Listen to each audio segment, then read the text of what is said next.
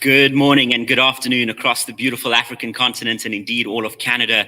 I'm Gareth Blaw, President of the Canada-Africa Chamber of Business, and it is my great pleasure, thanked by my two Vice Presidents, Jacques Ndumtumbe and Susan Namolindwa, to welcome you to this incredible conference brought to you by Lucara Diamond and Lucara Botswana. Bonjour, dumelang, and greetings not only across Botswana at the beautiful Gaborone International Convention Center today, but a warm welcome to everybody at other venues, including our audience here in Toronto. It is my great privilege at this particular moment to welcome Vice President Susan Namolindwa for some opening remarks regarding a land acknowledgement here in Ontario. Thank you. Good morning and good afternoon to all our friends, our partners, and our lovely participants all across Canada and the African continent. It is such a privilege to welcome you to the next 3 days that are going to be extremely fun and fantastic. At this time, I would like to recognize that we are on the traditional lands of the Mississaugas of the Credit First Nations. Thank you.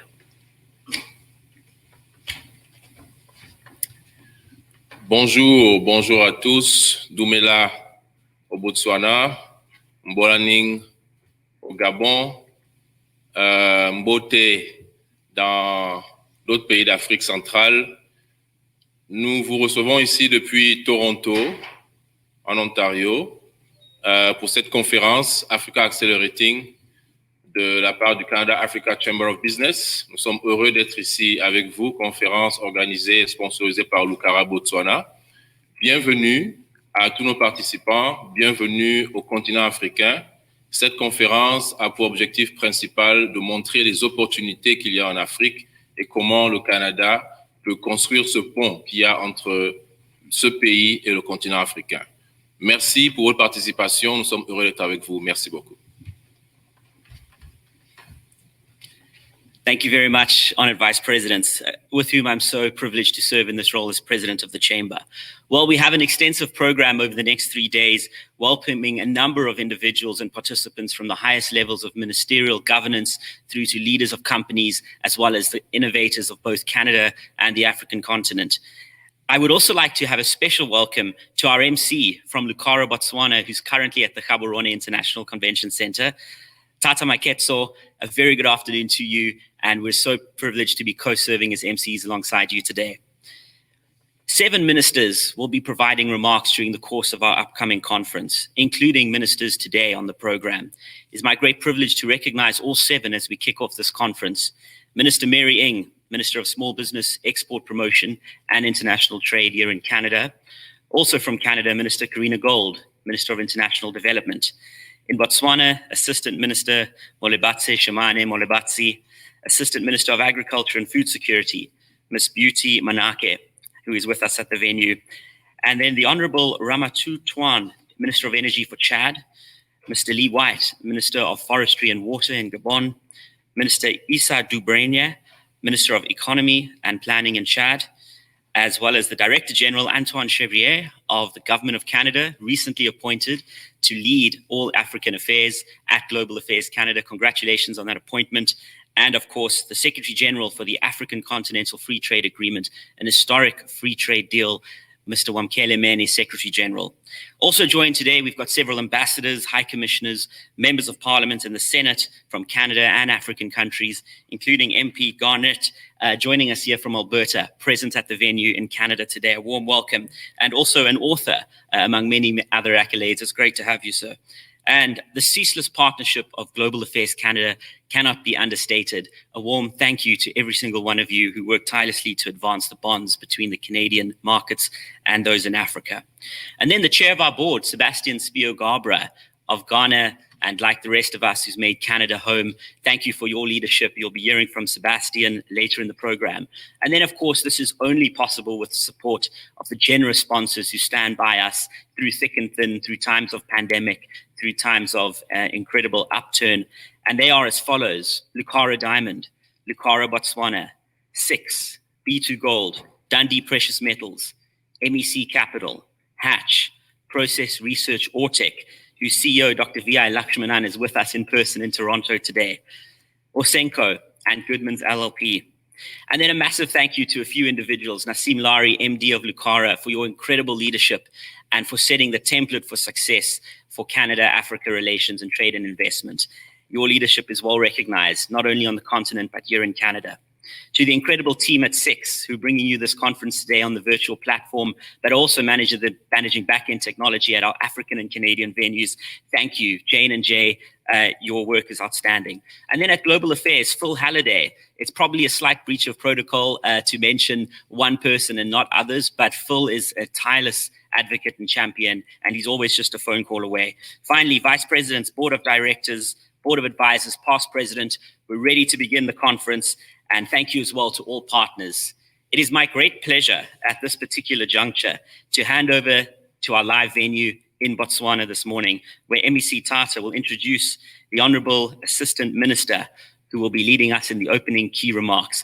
But just before we do that, I would like to also welcome from Ottawa in the nation's capital today, Antoine Chevrier, Director General for Africa at Global Affairs. I had the great privilege of standing alongside the Director General and Minister Mary Ng for the signing of a historic MOU between the Ethiopian Canada Chamber of Business and our chamber in Addis Ababa during the Prime Minister's visit there earlier this year. Antoine's leadership on the continent and his return now to Canada to lead African affairs from Ottawa is truly a tremendous opportunity for all of us and a wonderful achievement. Without further ado, for live remarks from the nation's capital, Ottawa, I welcome Director General Antoine Chevrier. Thank you, Garrett. I hope that everybody's hearing me from Ottawa. It's a pleasure to be with all of you. It's a pleasure after my postings, and Garrett was very generous in his remarks, and my postings in Ethiopia and Mozambique, where I had a chance to engage on trade issues, to be back in Ottawa to take charge of Pan-African affairs, as well as the role of trade champion for Canada and Africa. And it's a great pleasure to participate in one of my first official event to this great event of the Canada-Africa Chamber of Business. And thank you to Lucara Diamond for the sponsorship. Thank you to all the partners that Garrett has generously mentioned. It is very much a pleasure to be here on the screen, although I would much prefer in better circumstances to be with all of you, either in Botswana, but particularly at the National Club in Toronto.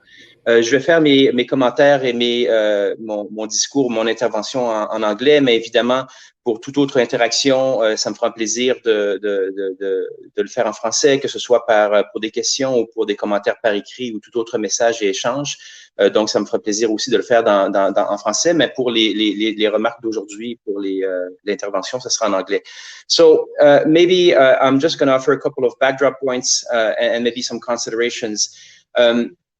Garrett mentioned at the outset the historical visit of Prime Minister Trudeau, accompanied by 3 ministers and a business delegation, and including Minister Champagne, Minister Ng, Minister Hussein, and the business delegation that traveled to South Africa as well as to Ethiopia, for example, and we had a chance to welcome all of them.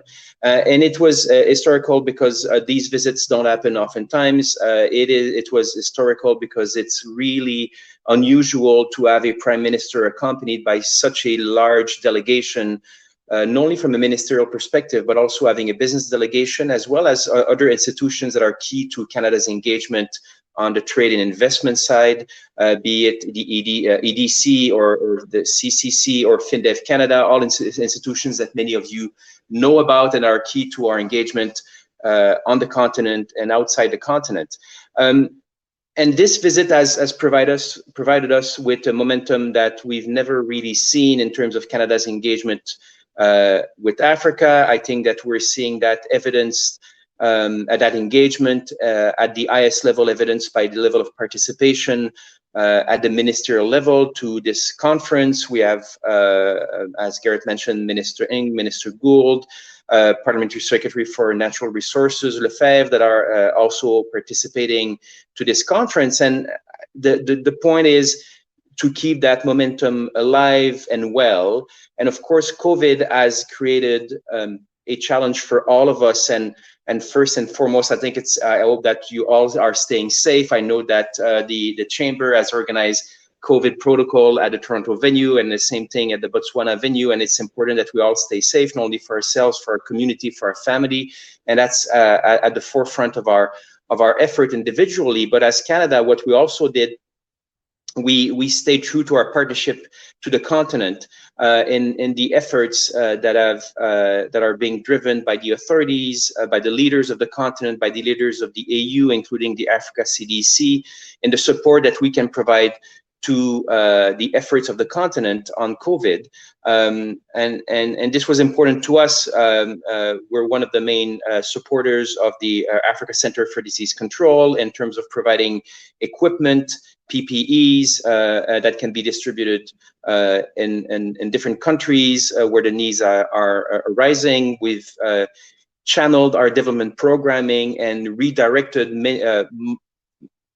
significant amounts in Ethiopia. For example, 30% of our development programming was redirected to support COVID effort that touch, for example, food security or health support. So this is an important effort that was also joined by efforts on the trade and investment side, as the AU was establishing its procurement platform in terms of the capacity to purchase PPE for the continent. And it was great to be able to see that apart from the humanitarian and development efforts that our partners in Canada were doing, we also were able to engage the private sector in Canada in supporting those efforts and bringing some of the experience and expertise in terms of technology to that effort. And we are keen on keeping this going, because we're also realizing that COVID is providing, of course, a challenge, but also different opportunities for us to engage. And it has also offered an opportunity for us to engage maybe a bit more deeply in the health sector and the health technology. So that's been great to see. Now the question is how we go about progressing collectively and in partnership in the context of COVID, not only in terms of the current context, but as we hopefully go out of COVID with the arrival of vaccines and immunization. And you'll notice as well that Canada, along with multiple African countries and the AU, is at the forefront of multilateralism to make sure that vaccines are available to all so that we can get out of COVID. And as part of those efforts, there's a common realization, and this is an issue I had a chance to discuss with the chairperson of the AU, Moussa Faki, but also with the AFCFTA secretary, Wankele Mene. It's great that Wankele will be able to participate. That in Africa, the AFCFTA is at the forefront of the recovery from an economic perspective, where the people who are in the room at the Botswana venue, the people who are in the room at the Toronto venue, but also the people who are joining us on the screen, all realize that as the key tool for African recovery post-COVID is the AFCFTA. Of course, there are some other mechanisms, but the AFCFTA is at the core of that effort. And this is where we want to keep on engaging. Canada has been proud to be a key supporter of the AFCFTA negotiations through the Africa Trade Policy Center in partnership between the AU and the United Nations Economic Commission for Africa. And we're actually keen on doing more, because we're realizing that even though the implementation of the AFCFTA, which is at the forefront of the agenda of the leadership of the continent, has been paused, as so many things have been paused on the continent and across the globe because of COVID, the key will be implementation. And the challenges to implementation are known. They're also shared. A country like Canada that has a significant experience as a trading nation realize that there are multiple obstacles to full implementation of a trade agreement, including border processes, rules of origin, and so on and so forth. So that's why we want to keep our commitment to keep the AFCFTA momentum alive, and it's even more important, we believe, to keep it alive as it is the main and a key instrument for recovery of the continent in the context of COVID. And sectorally, I think that conversation that we've established and that partnership that we've established, the momentum that we've built, will allow us to build more and more partnership between Canada and the continent on key sectors. I've mentioned ICTs, which is essential. Of course, natural resources is a key component of our partnership on the continent, with multiple examples ranging from Tanzania to Burkina Faso, and want to keep driving that particular sector. We've got some colleagues from Global Affairs that will join us, I think, tomorrow to talk about that. There are also the renewable sector that we want to drive as well in terms of how we're engaging. And key to Minister Ng's intervention, I'm sure, will be how, including in partnership with institutions like the Chamber, we also drive more and more partnership between small and medium enterprises in Canada and businesses on the African continent. And all of this geared towards not only win-win partnership, but also more jobs creation for a youthful continent like Africa. And this will actually contribute to more sustained growth, more sustained trade and investment opportunities, and more fruitful partnership on each side between Canada and the continent. So it is quite exciting to be at this juncture in time. COVID is critical. We need to be aware of it. Of course, we all are. We need to work together to fight it. We need to work together to get out of it, and we actually need to work together to recover out of it. And we're at a very strong moment in the relationship between Canada and the continent.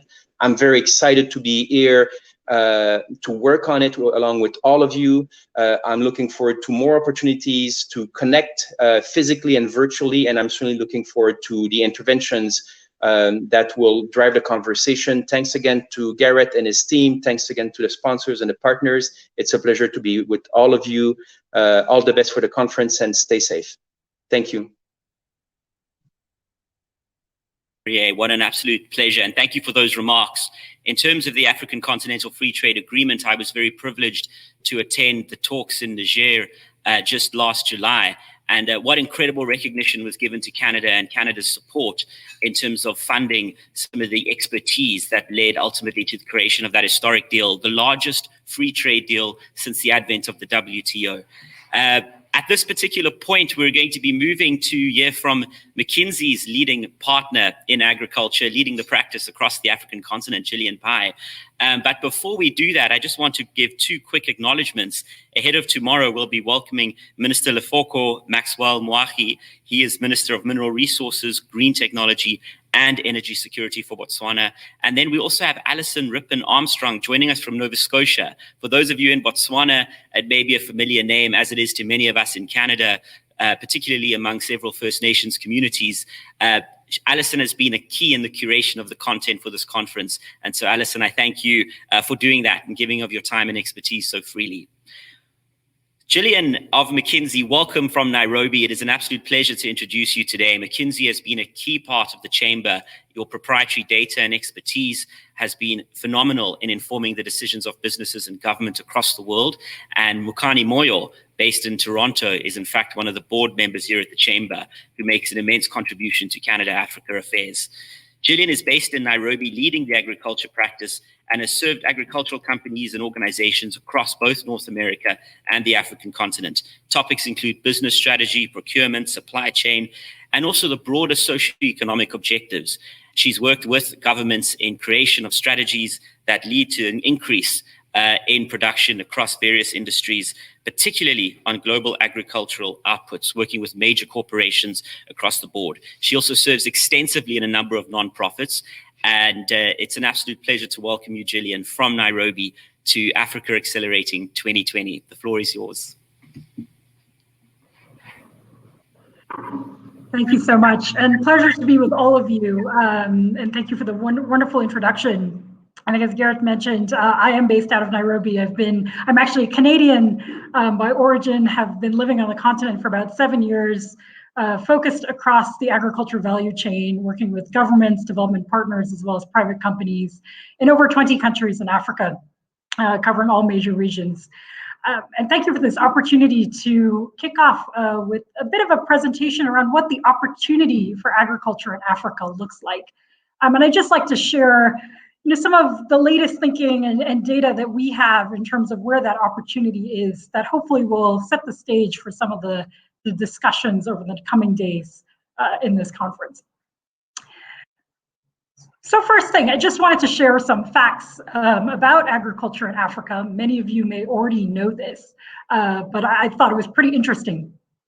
So First, Africa as a continent exports $35 to $40 billion worth of agriculture products every year, and it imports $45 to $50 billion worth of agriculture products, plus about $6 billion in agriculture inputs. Interestingly, this happens to be roughly the same size of what Canada does. Canada does about $35 billion of imports and about $45 billion of exports of agriculture products every year as well. So we have a lot of similarities between our two hosts here. Now, especially with the discussion around African free trade, one thing to call out is regional trade of agriculture products in Africa is about $8 billion. A lot of that happens within regions, so within East Africa, within Southern Africa, within Western Africa. We to date have very little trade happening intra-Africa and Africa, which would mean between, for example, East and West Africa or North and South Africa. But that being said, we do have about $8 billion of those exports and imports flowing within the continent. Agriculture contributes 23% of GDP to sub-Saharan Africa and 60% of employment. I'd like to contrast that with Canada, where agriculture's contribution to GDP is about 7% and less than 2% to employment. So obviously a massive social impact to the continent as well. And the final note that many of us know that as defined by the Food and Agriculture Organization, about 650 to 700 million people in Africa are considered food insecure in this definition, meaning people who do not know where their next meal is going to come from for sure. Of which 250 million people are considered severely food insecure, which means they have gone hungry in the past month. So again, the huge importance of agriculture and food to Africa. So there's 4 things I'd like to talk about going forward about the opportunity for agriculture in Africa. The first is, what is the growing demand? What is the potential for agriculture? What are some of the positive trends we're seeing? And then just some thoughts around what it takes to capture some of the potential that's out there. So let me start with the first one. And do keep in mind, some of these numbers are pre-COVID. COVID may have impacted them slightly, but sitting here on the ground in Africa, we definitely see these trends continuing. So one of the key things is Africa is massively urbanizing. It is almost as urbanized as China, and by 2025 will be even more urbanized, one of the most urbanized continents in the world, actually. So we're talking a significant move of people from the rural areas into urban centers, with about 20 cities, as you'll see highlighted on the right of this chart, actually having over $20 billion of GDP in about 5 years. Again, pre-COVID projections, but let's assume a similar trend with potentially a little bit lag in terms of the years. This is important because it does mean a growing transition away from people essentially in rural areas farming to feed themselves into urban areas where they will need to actually purchase food, and therefore a shift in the way the agriculture supply chain in Africa needs to work. And when we look at the numbers, so as McKinsey, we did an analysis around what this means in terms of demand across different categories with an urbanizing population, with a population that's also increasing in income. And ignore the complexity of this chart. I think the key number here is the one on the bottom left here, which talks about food and beverage demand. Over the next 5 years, we expect an increase of about $170 billion in terms of demand for food and beverages in Africa. Again, a lot of that coming from this urbanizing population that is moving into higher income brackets. And interestingly, of course, you'll see some of the countries that are ranking top of mind here, which I'll talk about later on. And to say that they're quite distributed, right? You've got Nigeria, South Africa, lots of Northern Africa actually being represented here. So across the board in Africa, we are going to see this kind of growth in terms of demand for food. At the same time, we also did an analysis around what this means in terms of investments. And again, somewhat complicated charts, but the message here is actually that historically the rewards for companies in the food and agri-processing space in Africa have been pretty high. If you look on the left, what this is saying is that the growth of African companies in the food and agriculture sector has been actually higher than the world average, a few percentage points higher. And then on the right, what it's saying is the profitability is about in line with the global average. So for those of you who are in the private sector and looking at, what are the potential returns, clearly a proven history here that you can actually have pretty good growth, pretty good returns in the food and agriculture space in Africa. That being said, let's talk a little bit about the nature of some of the opportunity and the challenge, right? For those of you who are very familiar with the continent, you will know that we have essentially two agriculture systems. And the dominance of which of these two systems really does vary quite a bit by country. On one hand, we have a commercial farming, often very export-oriented system with large farms that are more sophisticated, market-oriented, using high-quality inputs, high-quality agriculture techniques. This is, of course, something we see dominantly in South Africa and parts of North Africa, but of course in pockets of East, West, and Southern Africa as well. But then if we look in particular at sub-Saharan Africa, about 80 to 95% of the sector is actually driven by smallholder agriculture. So smallholders with typically less than 1 hectare of land, it can be 1 to 2 hectares depending on the country, often with much lower levels of input adoption, market access, and who tend to be primarily focused on subsistence farming with some cash crop farming in here as well. And this is actually quite dominant in sub-Saharan Africa outside of South Africa. And so we need to look at these two systems when we consider, what does the potential for agriculture in Africa look like. Right? And about 2 years ago, we did an analysis around what that potential is. And we looked particular at this smallholder farmer system, right? And actually said, if we actually could get yield levels up, potentially cover the agricultural land that is available, potentially reduce post-harvest losses. As many of you know, we have about 30 to 50% post-harvest loss in Africa. What could be the potential? And you see here, in grains, we could probably produce up to 2 times, if not 3 times more than we currently produce in Africa. A lot of this actually coming from production improvement and production potential, which you'll see here captured in the yield improvement bucket. Happy to take any questions offline around how this was done, but essentially really interesting in terms of what the opportunity is in terms of the potential for agriculture production in Africa. That being said, to capture this, we're going to need quite a bit of investment. We, according to our estimates, will need about 8 times more fertilizer being used, about 6 times more hybrid seed being used, up to $65 billion of irrigation investment, and much more, but at least $8 billion of investment in storage to actually offtake majority of this potential market production.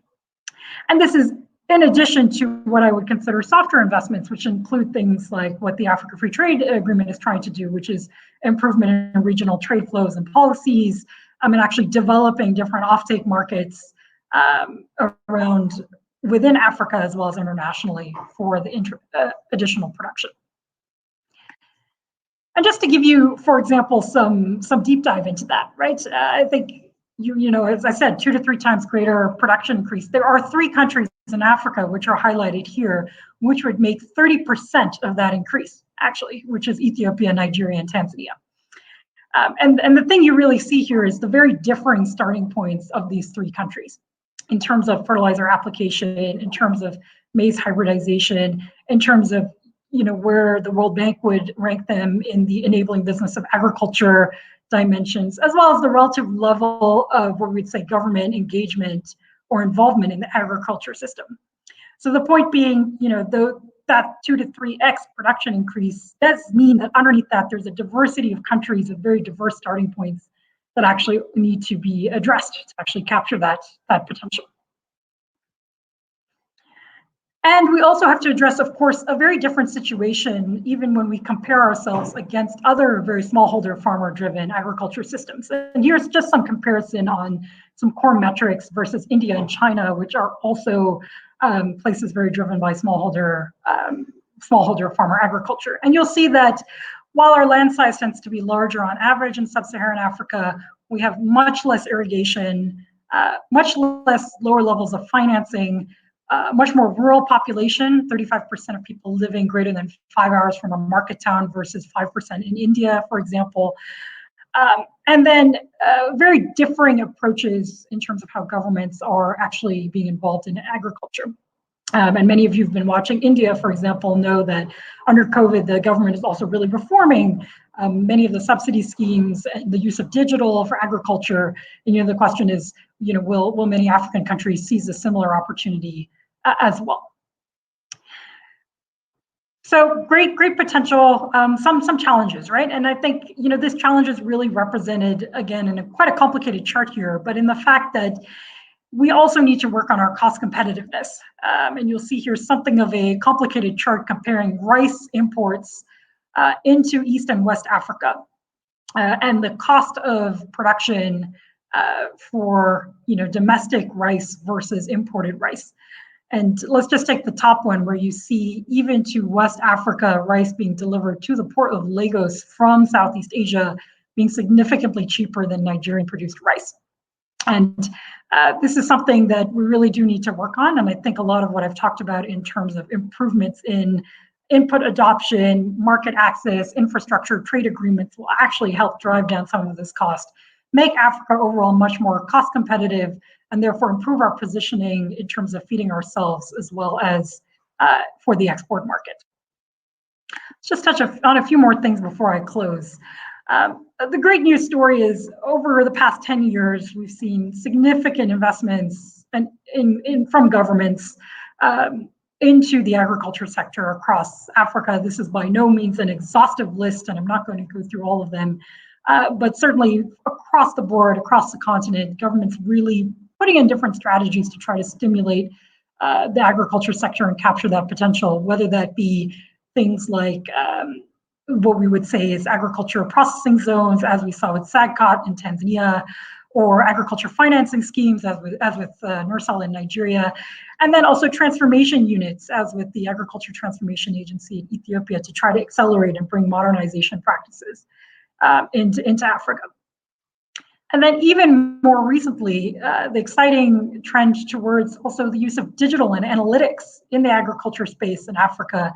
And again, here, by no means an exhaustive list, but a list of some of the startups and ventures really focusing across the value chain, bringing digital and analytics tools to the agriculture sector. And if you reflect back to what I mentioned earlier about the rural nature and the fragmented nature of a smallholder farmer system in Africa, I really do believe that digital has a huge role to play in actually bringing services and access to the many millions of smallholder farmers in Africa in a more cost-effective way. And of course, now that we're seeing significant increases in mobile phone adoption, smartphone adoption across the board in sub-Saharan Africa, there really is an opportunity to be seized in actually being at the forefront of the use of digital and analytics for agriculture in Africa. So some concluding thoughts for Canadian organizations actually looking to be more involved in agriculture in Africa. And this is true, I think, for any organization, but some thoughts for you. So the first thing is, of course, as we know, Africa is a continent, and as I've highlighted earlier, lots of diversity among different countries in terms of starting points. It is very important to pick your countries, pick where you have traction, where you have good alignment to your own network, as well as the type of work that you do. Our experience in Africa has always been, 2/3 of the battle is won by making sure you pick the right countries to actually start in and prove your models out. The second thing is the importance of local knowledge is incredibly critical, and local partners, local investors, and is super critical to success. And actually forming those partnerships, whether it's with government, whether it's with even nonprofits, or whether it's with other private players in the value chain on the ground, incredibly important. Third thing is to find your niche. I think there is a huge demand here for expertise from a technology point of view, from an agronomy point of view, from a trade point of view, from services, etc. And really figuring out that niche in terms of the value chain, in terms of where on the value chain is very critical. And the last thing I would say, take a long-term view, right? I think we've seen a lot of cycles in ag in Africa, and I think this is a game where you do need to take a 10-year horizon at least. Join the continent, be here for a while, ride the cycles, and you'll actually find out, as I mentioned earlier, that the growth potential is there and the rewards can be high. So with that, we'd love to conclude, and thank you for this opportunity. I hope some of those facts were interesting to help stimulate some of the discussion for the rest of the conference. Pleasure. Thank you very much, Jillian. Absolutely fantastic remarks. We really appreciate it. A couple of questions coming in. The first one is on issues of policy. You've given some great strategic remarks. We've got organizations like the Fraser Institute here in Canada measuring, ease of doing business, particularly in terms of economic freedom on the continent. Where do you see areas where reforms maybe can really unlock a lot of the opportunity you've outlined? And what are some of the areas of greatest reform that you've seen take place? So 2 questions, but both on that theme. Thanks, Jillian. Very great question. I think there's three big areas here. The first one I really do believe is trade. And as you've mentioned yourself about Africa Free Trade Agreement, I think that's going to play a huge role. I think as a continent, we cannot continue to rely on being an international export and an international import market. We do have to increase trade within the continent and trade across the continent. And I think we've done a good job with some of the regional blocks like the EAC, ECOWAS, etc. But we need to strengthen those blocks, strengthen how they function in practice, and strengthen how that trade happens across the continent. And I think we have quite a room to go there. And I think Africa Free Trade will play a very important role in that. So that's the first thing I would say. I think the second thing I would say is actually being from a government perspective, being very smart about where we are putting our incentives or our subsidies. I know that the word subsidies often scares people, but most agriculture production across the world is somewhat subsidized in some respect. And I think we do need to get smarter as governments in Africa in terms of where we really target those incentives and subsidies in terms of value chains, parts of the value chain, the types of farmers we're targeting, et cetera, right? Because I think that plays a huge role in, for example, getting farmers to actually adopt irrigation, which is a huge expense and very unaffordable for many small farmers, right? So how do you actually get that kick started, and what's the role of smart subsidies, I'd say, in that? And then the third thing I'd say is a little bit on the input side. There are still some countries that have a ways to go in terms of thinking about just the basics of how long it takes to register a new seed variety, register a new fertilizer blend, etc. Right? And some countries are very far along in this, and some are a little bit further behind. But the importance of just basic technology like hybridization in driving productivity is huge. So there's still room for policy improvement in many of these countries in terms of how long and how they approach the approval of new technologies on the ground. Thank you. Well, Jillian, an absolute pleasure. We really appreciate these highly valuable inputs, as well as your offer to have individuals join and submit any questions. They can do so online, and we'll be sure to pass them on to you. The email address is on the Chamber website, as well as on the 6 registration page. But brilliant inputs once again, and thank you for all you do, as well as McKinsey more broadly. At this particular section in the conference, before we go to the Assistant Minister in Botswana, I just want to do 2 particular items and take care of them. The first is, you would have all seen the sponsors from our live venue here in Toronto. As fate would have it, I happen to have missed out on the longest serving sponsor, Mine Africa, who've also branched into agriculture of late. So Bruce Shapiro, former president of the Chamber, as well as Wayne Floriani, current secretary, thank you for your time and sponsorship of the conference, I believe for around 20 years, as well as your support of the Chamber. And another key supporter with us today, who joined us thanks to our first conference in Botswana, where the magic began, is Dr. Vi Lakshmanan. Last year, we convened over 200 delegates at the GICC, where many of you are gathered today. And Process Research Ortec, based here in the Toronto area, was one of the first sponsors to come on board. Dr. Vi Lakshmanan, who was a speaker at that conference and joins us, I think, unfortunately for you today in Toronto, as opposed to the beautiful city of warm Gaborone, has a very extensive history. Dr. Lakshmanan is a scientist, and he served in various capacities in both the government as well as in the private sector, where he led the privatization of an Ontario entity that is today Process Research Ortec. He's been internationally renowned for his work on developing technologies that are innovative and commercializing a number of projects, including energy, particularly with renewable focus, and extensive work in the chemical industries.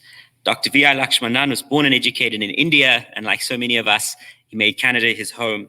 And as a Canadian, he works with extensive client contacts and relationships at a host of senior levels.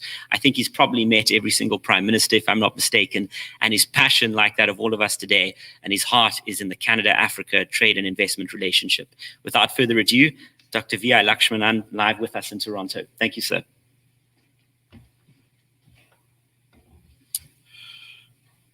Good morning, friends in Canada. Good afternoon for our friends in Botswana and Africa. Gareth, Jacques, thank you very much for inviting to participate in this great conference. At the end of the day, in any conference, it is meeting people, creating relationships, and carrying the opportunity to realization. It has been a great privilege for me getting involved with the African continent. For the past few years, have been involved in opportunities in the mining sector, working on smart villages, working closely with our Vice President of the Chamber, Jacques. To work in any program, you need passion, you need vision, and of course, you need to have the commitment to carry it out. My today's brief presentation will be for opportunities between Canada and Africa. While many of us feel 21st century probably belongs to Africa, potential growth, the demography, the resources that Africa has. And when we talk about, whether you talk about renewable energy, energy storage, mining, agriculture, a friend from McKinsey a few minutes back, well illustrated opportunities in Africa. Here I want to present Canada. I call itself as a God's country. I'm an old man of 80 years old, lived in many countries, as Gareth said, started from India, spent time in England teaching at Birmingham University, came to Canada about 45 years back, worked in mining industry, technology development and commercialization. This country, what we call Canada, to me is God's country. It is blessed with resources, be it mining, energy, be it water, be it forestry. It is blessed with all these resources. But what is also very important is not alone living with the resources, whether it is underground or overground, but developing technologies, investing in innovation, having skilled manpower, having institutions, be it educational institutions like University of Toronto, Waterloo, UBC, McGill, developing skilled manpower to realize value from all these resources, but not alone getting the value, but making sure the quality of life for the population is well taken care by good government, good governance, and making sure the regulatory guidelines and the legal framework are appropriately placed so that the benefits of resources when it reaches the marketplace is well realized and and the benefits are made to reach the citizens of the country. So Canada has a phenomenal experience in getting the resources to the end user, having skilled manpower, educated manpower through universities and institutions. Not only that, but having good quality of life for its citizens, be it universal health care, be it education. During the last nearly 40, 50 years, friends, nearly in 1960s, 2/3 of the populations lived in the urban locations all over the world, in rural locations all over the world. But during the last 50 years, the population in the rural areas have come down from 65% to about 40%. What has happened is the migration of people from rural areas to urban location, looking for economic opportunities, looking for better quality of life. But it also created challenges in urban locations, as in some countries they saw they had to send people from urban locations back to the rural communities, creating major problems and situations. What I want to today share with you, Jacques and Gareth are involved. We are looking at rural-urban divide and how can we bridge the rural-urban divide with smart villages. This is a subject I would like to briefly bring it to this conference. The urban migration from rural population happens because of aspiration of people from the rural areas looking for quality of life, looking for employment, looking for getting the children, enable them to have good education and get them settled. But if we focus, Africa is a country, the population, the demography is very, very favorable. In coming years, it may be growing to about 1.2 billion people with favorable demography, creating market opportunities, per capita consumption growth, a lot of opportunities. But we can also learn from what has happened around the world. Urban population, you have newer technologies, digital technologies, machine learning, various things happening. But we do not want to be creating only Silicon Valleys and Bangalore in India, but you also want to make sure that the opportunities are also provided for people in the rural areas. What do we do? The education is an enabler. So providing good education, providing good health care. Canada is uniquely qualified with a rich experience in education with world-class institutions, universities, and also with the universal care and the regulatory guidelines. So Canada can be playing a major role in helping African countries, be it education, be it healthcare, with her experience. The beauty when Jacques and I went to Botswana 3-4 times during the last 18 months. What we saw was Botswana is a country of about 2 million people. But the population density of Botswana is very similar to my own country, Canada, about 4 people per square kilometer. Botswana also is a country rich with mineral resources. The biggest diamond mine in the world happens to be in Lucara, and they happen to be sponsoring this great conference. Canada is a country with mineral resources, be it base metal, be it fuel, industrial minerals. Canada has resources and also engineering companies and Bay Street, from where today National Club we are speaking. So she has the infrastructure to create wealth from the resources that are available, digging a hole in the ground. These experiences can be translated to the great African continent, and Canada is a real partner with the great experience.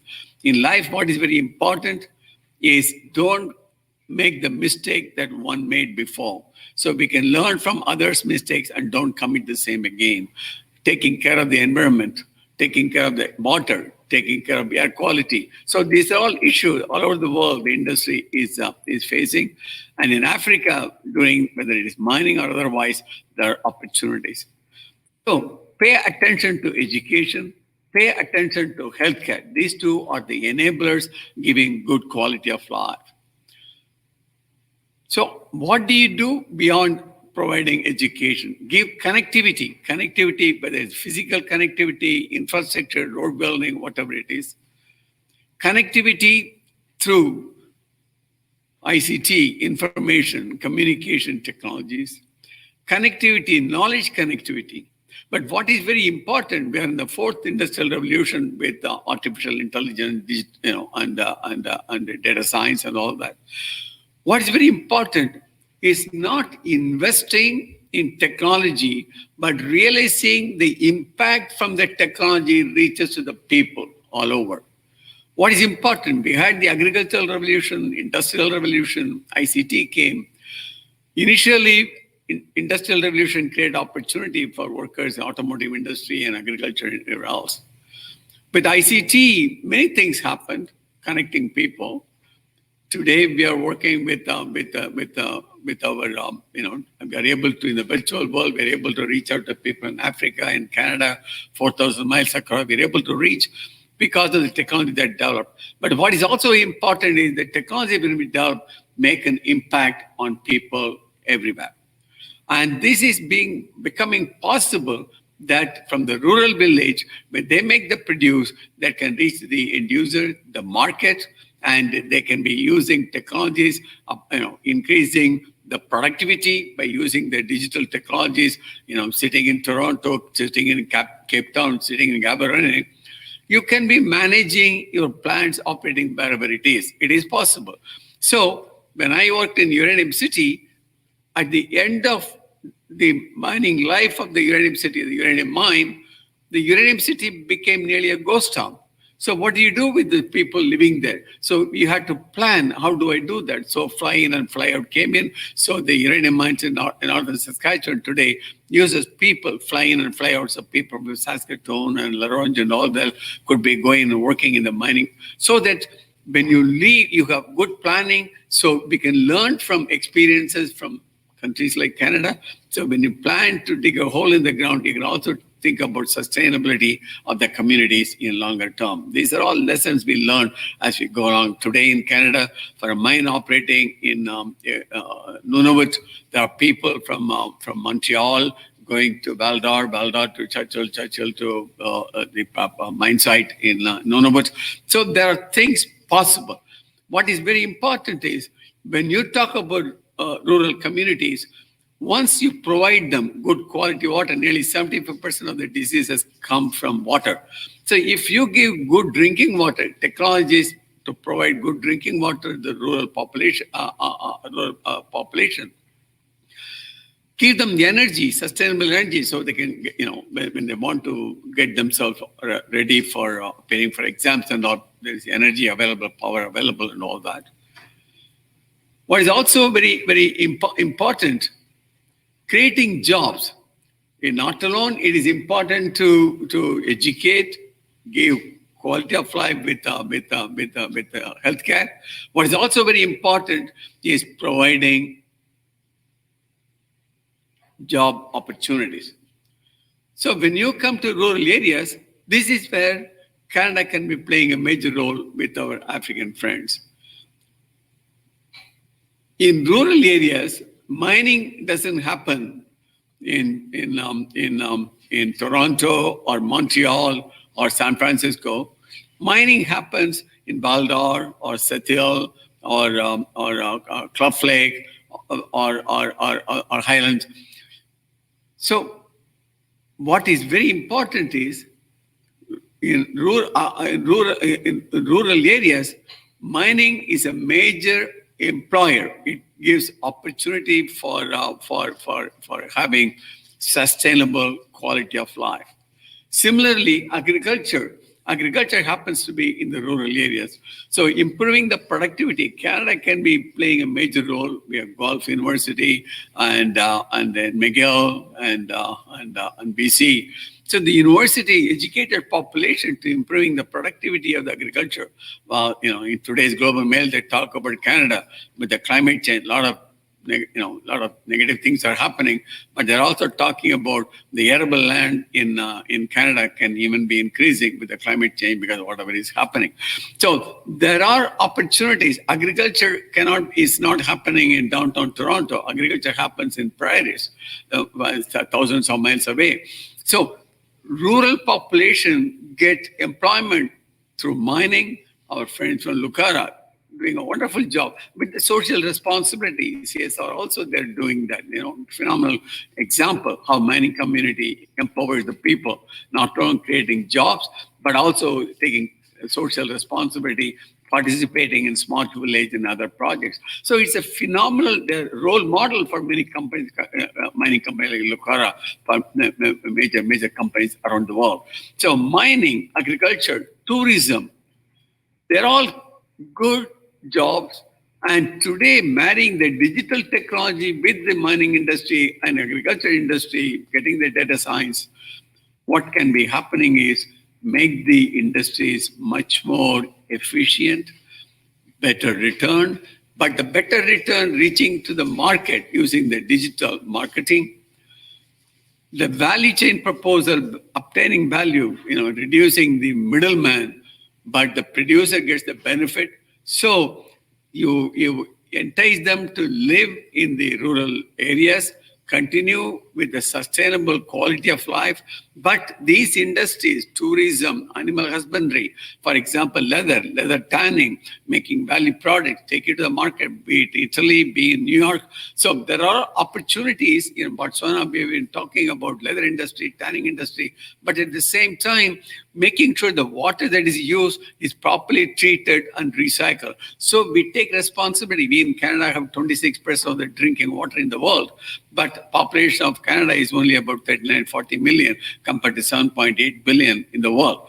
So we in Canada are blessed, but what is very important is making sure that technology be developed to treat the water is appropriately shared, exchanged with other people in the world. France is doing a very good job on developing technologies on water treatment. So we live in a global village. We are not living in isolation. Maybe COVID has made life a little bit more challenging, not being able to travel and all that. But today, with the virtual world, we are able to exchange our information and exchange the technologies, conduct the business the way we could. Next year, we are planning to hold a major conference in Gaborone on April 11th. Jacques, I suppose that's right. And so Canada can bring, Gareth, our technologies to our African friends and exchange information. We are together, Gareth, Jacques, myself, few others are writing a book, what is called Smart Village, and Springer is going to be publishing. Major focus we are saying is bridging the urban-rural divide. That means give for the rural population enablers with education, good healthcare, and making sure skill development. It is not like old days that I go to university, get a degree, and get a job and to work till you retire. No, in today's time, the market is changing. The skill development is needed to meet the market demand continuously. That means you have to be educating yourself with the certificate courses and all that. Today, with the University of Toronto, with the Field Institute, we are talking to a country on certificate courses for digital science, artificial intelligence,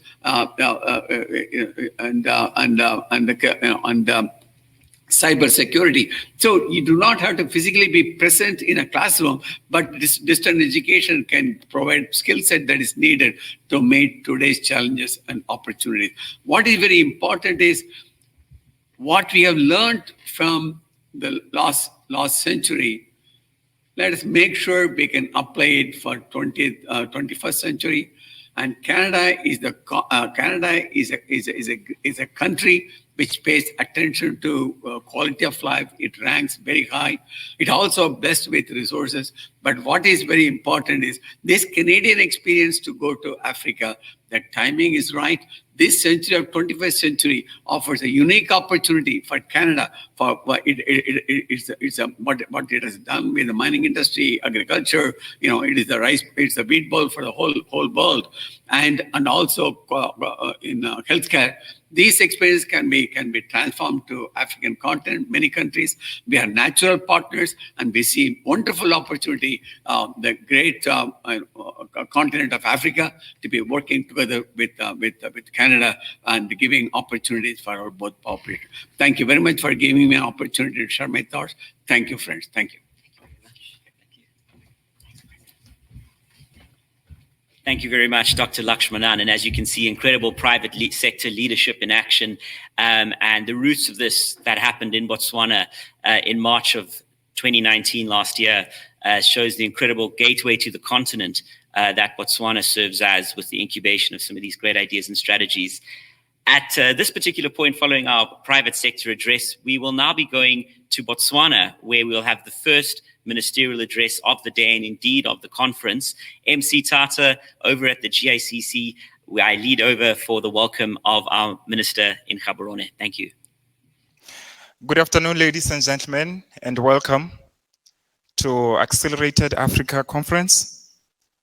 I'm quite excited and privileged to be directing the proceedings. Thank you very much to our counterparts in Canada. And this conference, ladies and gentlemen, is brought to you by Lucara Botswana.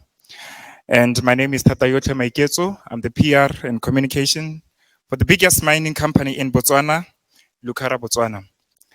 Ladies and gentlemen, allow me to introduce our distinguished guests. Amongst ourselves, we have the Assistant Minister of Agriculture and Food Security, Honorable Beauty Manake. I'm also an advocate for the disability community. So in most cases, I would like to show that by shaking our hands like this, because normally they don't clap or do any sound, but they shake their hands like that. Can we all welcome the minister by shaking our hands? I want live. Let's all say Lucara Botswana. Lucara Botswana. Better. Thank you very much. Allow me also, ladies and gentlemen, to welcome the lady who has made a lot of history in this country, the Managing Director of Lucara, Miss Nasim Larry. We welcome you, ma'am. Let's shine. Can you all say shine? Thank you very much. Also, ladies and gentlemen, allow me to welcome the lady who calls me a prince. We welcome you. Shine. All right. Also, allow me, ladies and gentlemen, to welcome the coordinator for agribusiness promotion, Mr. Masilo Boeditwe. Shine. Some people are not shining. I'm not going to proceed. Shine. Thank you very much. Also, ladies and gentlemen, allow me to welcome the Lucara management, who has made also this visual conference to be possible. I think they also need that recognition. All right. Thank you very much. The media and all present, we all welcome you to our conference. Ladies and gentlemen, I will not waste any of your time. I would just like to pass this reminder that you can also log in and share with your friends that they can participate in this conference by logging to www.canadaafrica.ac. They can also enjoy this conference. Remember, the ultimate objective of this conference is to display Botswana as a destination for mining, innovation, and agriculture. So I'm very privileged and honored to have you here to spearhead in taking our country to a better place. Ladies and gentlemen, I will not waste any more of your time. Allow me to welcome on the podium the Assistant Minister of Agriculture, Ms. Beauty Manake.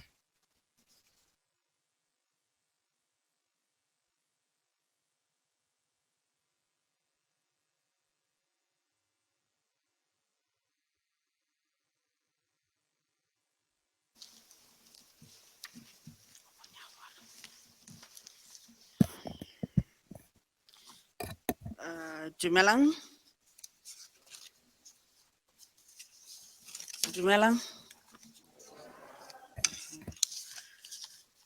Sorry for arriving late. We had some pressing matters at the ministry which needed our attention as soon as possible, which is why the minister is unable to attend, because he's attending into some other issues. But without wasting time, Assistant Minister of Trade and Investment, I don't see him here. Khosi Mosadi Seboko, Lukhara Managing Director, Mayor Nasim Larry, and your team here, both here in Canada, virtual audience across the globe, development partners, invited guests, ladies and gentlemen, the media fraternity, it is my pleasure to be here this afternoon at the Africa Accelerating Conference. Food security is a very topical and even more so in 2020.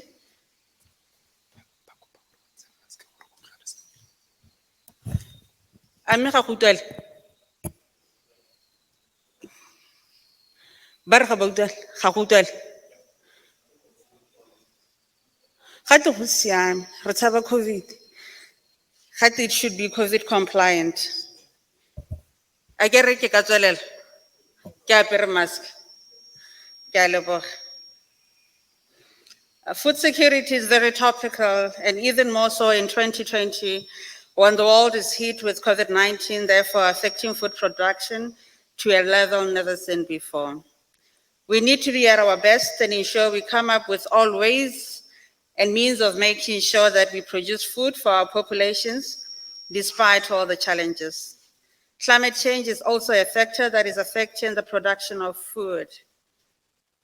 Coming from the Ministry of Agriculture and Food Security, we are tasked with driving policy in Botswana regarding food security. It is indeed a pleasure to be here and share with you what's on the plans as a country we have. The transformation agenda, which will focus on the most transformative things or the low-hanging fruits which our country has to concentrate on. We believe that we have to start pushing for an export-led economy. And maybe just to say this, to share with you the statistics that we have when it comes to production capacities and capabilities of this country, so that even the investors out there can appreciate where we are and what we can do better so that they know where to look into. In terms of beef production, our local production is currently at 101%. But we believe there's more, it's just that we don't collect enough data or utilize it to give us more information. Chicken production, which is poultry, we are at 101%. Table eggs production, 93%. Mutton production, 54%.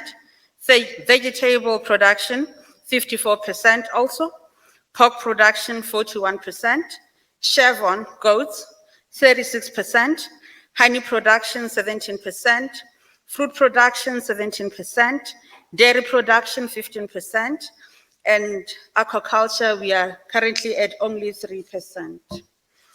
Climate change remains a big challenge in our country, and we believe that we should come up with different facilities that will enable farmers to do better and produce more. The other thing that we have is an economic recovery plan, which will be utilized to stimulate the economy when it comes to the agricultural sector. At a time where we are heavily dependent on other countries to import food from other countries into Botswana. But as a country, seeing that other countries are starting to be affected by the second and the third wave, we only think it's fair that we concentrate on our own to increase the production capabilities of different subsectors within the agricultural sector. We have the beef sector, which is right now faced with different challenges, which we believe that we are in the right track to revitalizing the industry to where it's supposed to be. The other one is the small stock production, which we have seen His Excellency going across the country, promoting the production of small stock production because we have found market outside. As you were listening to the statistics that I was saying, we also are still producing very less to what our national demand is. Chevron, which is goat, we're still at 36%, and mutton, we're still at 57%, which shows the kind of opportunities which actually lie in this sector. Also looking into the export market that we are always talking about. The vegetable production, we believe as a country, if we can have a production zone which is zoned for horticultural production in the Spedio region, Khanti region, and other regions, we believe that we'll be able to grow it to what the national demand is about. Fruit tree production, we have a couple of investors who are coming into the country who will be doing the citrus project, which will be based in the Spedio region in the Silibe Pikwe area, Madinari area. We will also be developing a cluster for the community around the area of Madinari and Bobonong along the Mototse River, which will be an outgrower program for the investment that will be happening in Madinari with the citrus producers or investors.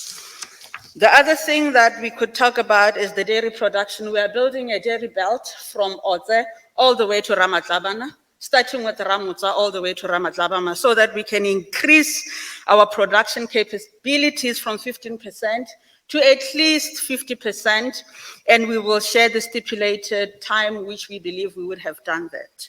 And when it comes to aquaculture, we have defined it, or we have zoned it in the Okavango area, in the Chobe area, and in the Madinari area, as it has got a hatchery. We believe that the Lotsani Dam and the Tune Dam also gives us an opportunity to actually increase our fish production capability from 3% to a substantive or significant number, which is of the national demand.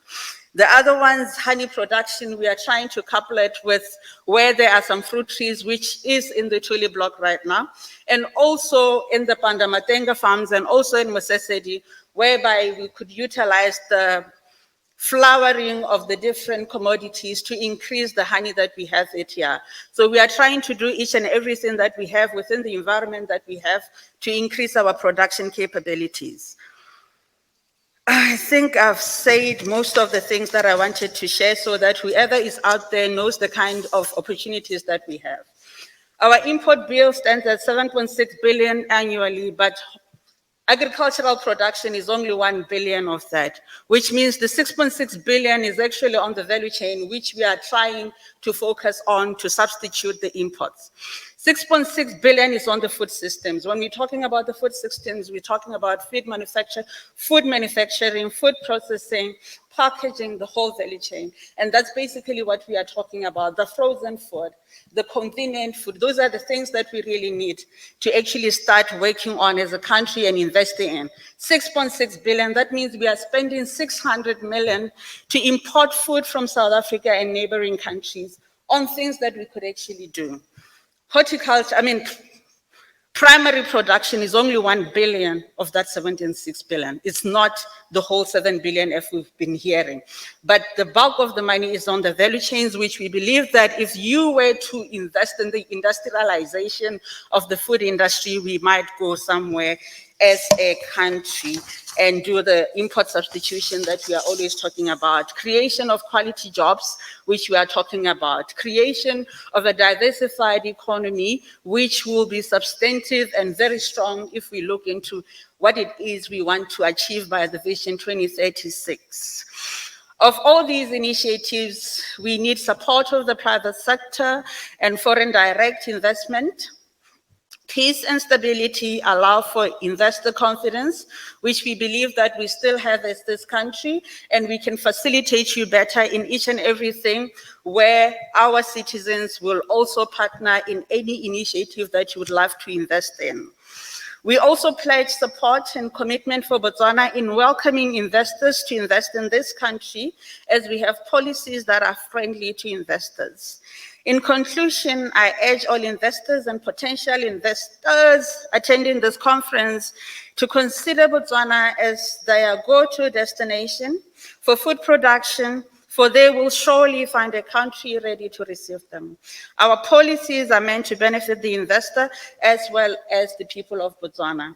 We are doing everything that we can to actually identify those gaps which we need as a country and as citizens to put value on so that we do things better. Technology, information, knowledge-based economy that we are always talking about. There's so much that we know as a country, but we have not turned it into an efficiency component that we've always needed to grow our commercial capability. With those few remarks, I thank you for your kind attention.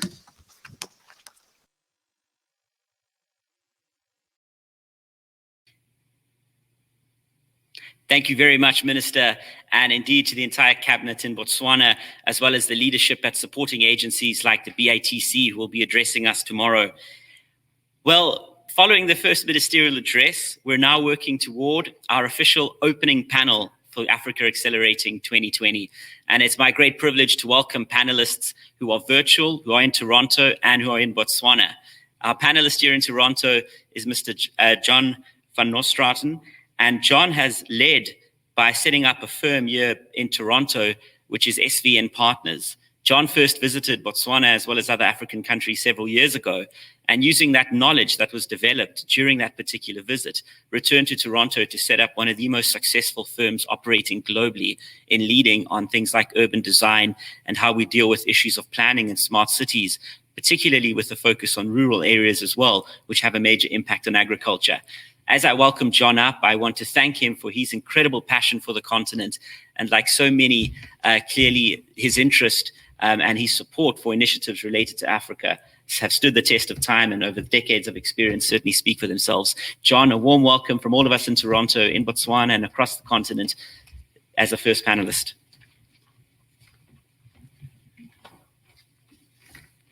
Thank you, Gareth, and good morning, ladies and gentlemen. Dumelang, bom malebura. I'm going to speak about the other side of the coin, I think, is what it comes down to, listening to the first few hours here. And that is, how can Canada learn from Africa? And I want to give you an example of that, which based around my experience of working in Botswana in 1978 to 80 in the Ministry of Local Government and Lands. And I was a project manager, joint project manager with a Botswana, of the what's called the Old Naledi upgrading project. I'm sure all Botswana friends out there will know Old Naledi. It's a very well-known community. And you know, I just in the terms of this two-way exchange, within 2 weeks of being there, my wife and my 3 children and I went to something called the Botswana Orientation Center. And we were taken to a place called Kopong, a village. And we lived there for 10 days, separately, in separate households. And we learned an enormous amount about what it's like to live in a village and what is Botswana about. And Botswana is about villages. It has the largest villages in Africa, major villages as they're called now, but they're actually capitals of each different Swana nation, and they function extremely well. They're known in the anthropological world, what's the word, the history world, as great examples of urbanization and urban development in conjunction with agriculture, and now I would say lately with mining. So let me just try and explain what happened in my case. So I go back to take my job on, and the first thing I said, because I'd learned that in the village, is I'm not going to start work for 4 weeks in this place. I'm actually going to look around it. And when I looked around, I observed many aspects of the place. I met people. I got to know what was going on in Old Naledi. And what was going on was directly the opposite of what everybody thought was going on. Everybody thought it was a place for crime and unemployment and disaster in terms of water and sanitation, which was a disaster. There were only 4 taps for 12,000 people. This is a place, so when the British gave Botswana, when it got its independence in 1968, the British present to them was a plan for the capital of Botswana called Gaborone. And that's a plan done in England by an urban, by a garden city, as it's called, was copied and embedded into the Swana nation. Semicircular plan, all the attributes of a mall, all the attributes of the British idea of what a town is. The site where the workers lived and operated and built the town, and it wasn't for them, the town was for the civil service to start to govern. By the time I got there 10 years later, in 1978, that town housed a quarter of the population of the capital on a tenth of the area. And the country, nobody knew, to be honest, nobody knew exactly what to do, except they knew that they weren't going to bulldoze them and spread them out. They tried that, I think, initially, and the president was shocked to learn people were just not up for that. And so they are the first country, first city in sub-Saharan Africa to invent a thing called squatter upgrading. You can actually improve the area in situ. So that was my job. And I think I learned, I think what's interesting is that even though it was a disorganized community, and I looked at the aerial photography, you'd think the same, and I did for a while. Then I came to realize, oh my God, this place is like Kopong, where I live with my family. It's more like Kopong than it is like Gaborone. It was actually a village. Yes, it was denser. Yes, there were people, left out of looking for water, looking for toilets, looking for, above all, land tenure. Because Botswana has the most sophisticated land tenure in Africa that I've run into, and I've since worked in many countries. And they wanted the land. They wanted to own the land. And in the meantime, I was walking one day with the minister of local government. We were walking around Gaborone, around Old Naledi. I was trying to explain what was going on, and there was a woman, an older woman, living in a pile of bricks with a tarp over it, and 3 kids were inside between the bricks and under the tarp. And I said, "Oh my God, I didn't realize it was so bad it was." And he turned to me and he said, "Oh, no, they just don't have mortar." "What do you mean?" "Oh, they're not gonna, that woman, end of every week buys one block. She's bought all those blocks together, and she finally got a tarp so they could actually sleep in there at night. But she's not gonna put the mortar in until she has land tenure. She's not stupid. She's not gonna invest in that. And she's invested a lot of money already." So it turned out what was supposed to be a housing project to build, rehouse 12,000 people was actually about land tenure. And we had to argue with the Department of Surveys and Lands, that old British settlement organization that all the colonies had, to say they don't need tenure. They already have built all their boundaries. They're very accurate. They're protected. And we just need to use aerial photography to map that out, to draw those boundaries, and to register their right of occupancy. And that's what we did. And that took about 6 months as opposed to the 2 years that people had thought it would. And all I want to say is that with a tenure in hand, the place flourished. And we also put in water, roads, sanitation, sewage, etc. And then the money we had for the housing, we built the social facilities, the markets, the clinics, those kinds of things.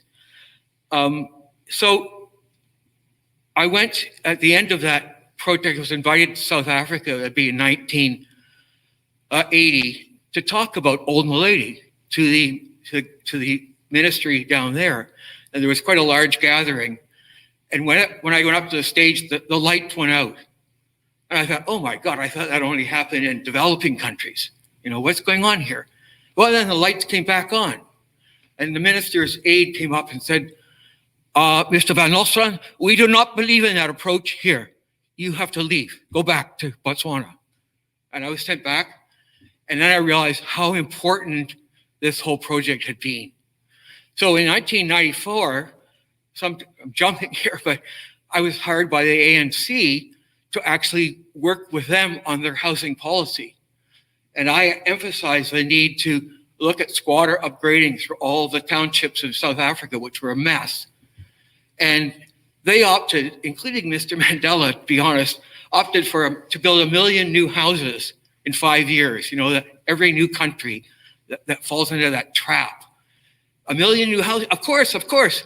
So even today, which is 25, 30 years later, they've built about 500,000 houses. So they're a mess. And the encampments and the squatter communities have grown enormously. So, but I did go on to work in other countries on this issue of squatter upgrading. And I actually returned to South Africa, as I said, during the apartheid, to look at how the governance would work, etc. So when I was there, I was approached by a mining company called Goldfields, South Africa. Of course, Cecil Rhodes' original firm, which was kind of intimidating. I went to a meeting in a huge room, sort of in a building like this with 60 people, saying, "Hey, Mr. Van Ostrom, we've seen you're working with Black people in Port Elizabeth and other towns to kind of build up their housing. We bought a mine in Ghana, and we have 2,000 people on it, and we need to talk to them and get them to leave. And we think maybe you could go and talk with them." And I said, "Sure, I'll go and talk with them." And just that's a whole other discussion. But what happened is I discovered, of course, there were 20,000 people, not 2,000. And we ended up in an 18-month negotiation, which we shared. We were the secretary between the mining company, the local government, and the affected parties. And that was a mining that we sat there for. We went through, I say, 18 months of meetings twice a week to get to a solution. The final meeting was, what's the color on the door of the house that we're building in the new community that you're going to live in? So I want to say that I don't think there's any place in the world, and I've been very involved with mining since, and had a company that worked especially in that area of resettlement and displacement. There isn't a country in the world that's dealt with mining and agriculture better than Botswana. I was there in 1979 when they discovered diamonds. First of all, they took 51% ownership. No, Canada doesn't even have that, with De Beers up in the Arctic. 51% ownership, and they insisted all the production happens in the country, which of course brought enormous wealth. And they needed the wealth. 62% of people didn't have a house, so the priority went on to housing. 62% of the budget went into housing, and they built extensive new additions to Gaborone and the other major cities, not major villages which we were involved in. So I just want to, I'll end by saying that I think the two-way exchange of ideas is critical. And we actually don't have any choice. You're wasting your time if you think it's all here in Canada and we're going to give it to you. We are a British colony still. We're no better. We don't know what to do with our Indigenous people. They have a House of Chiefs, where chiefs have equal governance. You know, it's ridiculous that we were the model for the South Africans in apartheid. And apartheid was introduced there based on the Indian Act of Canada. So not to realize this two-way exchange, it would be a huge mistake for an organization like this. Thank you very much.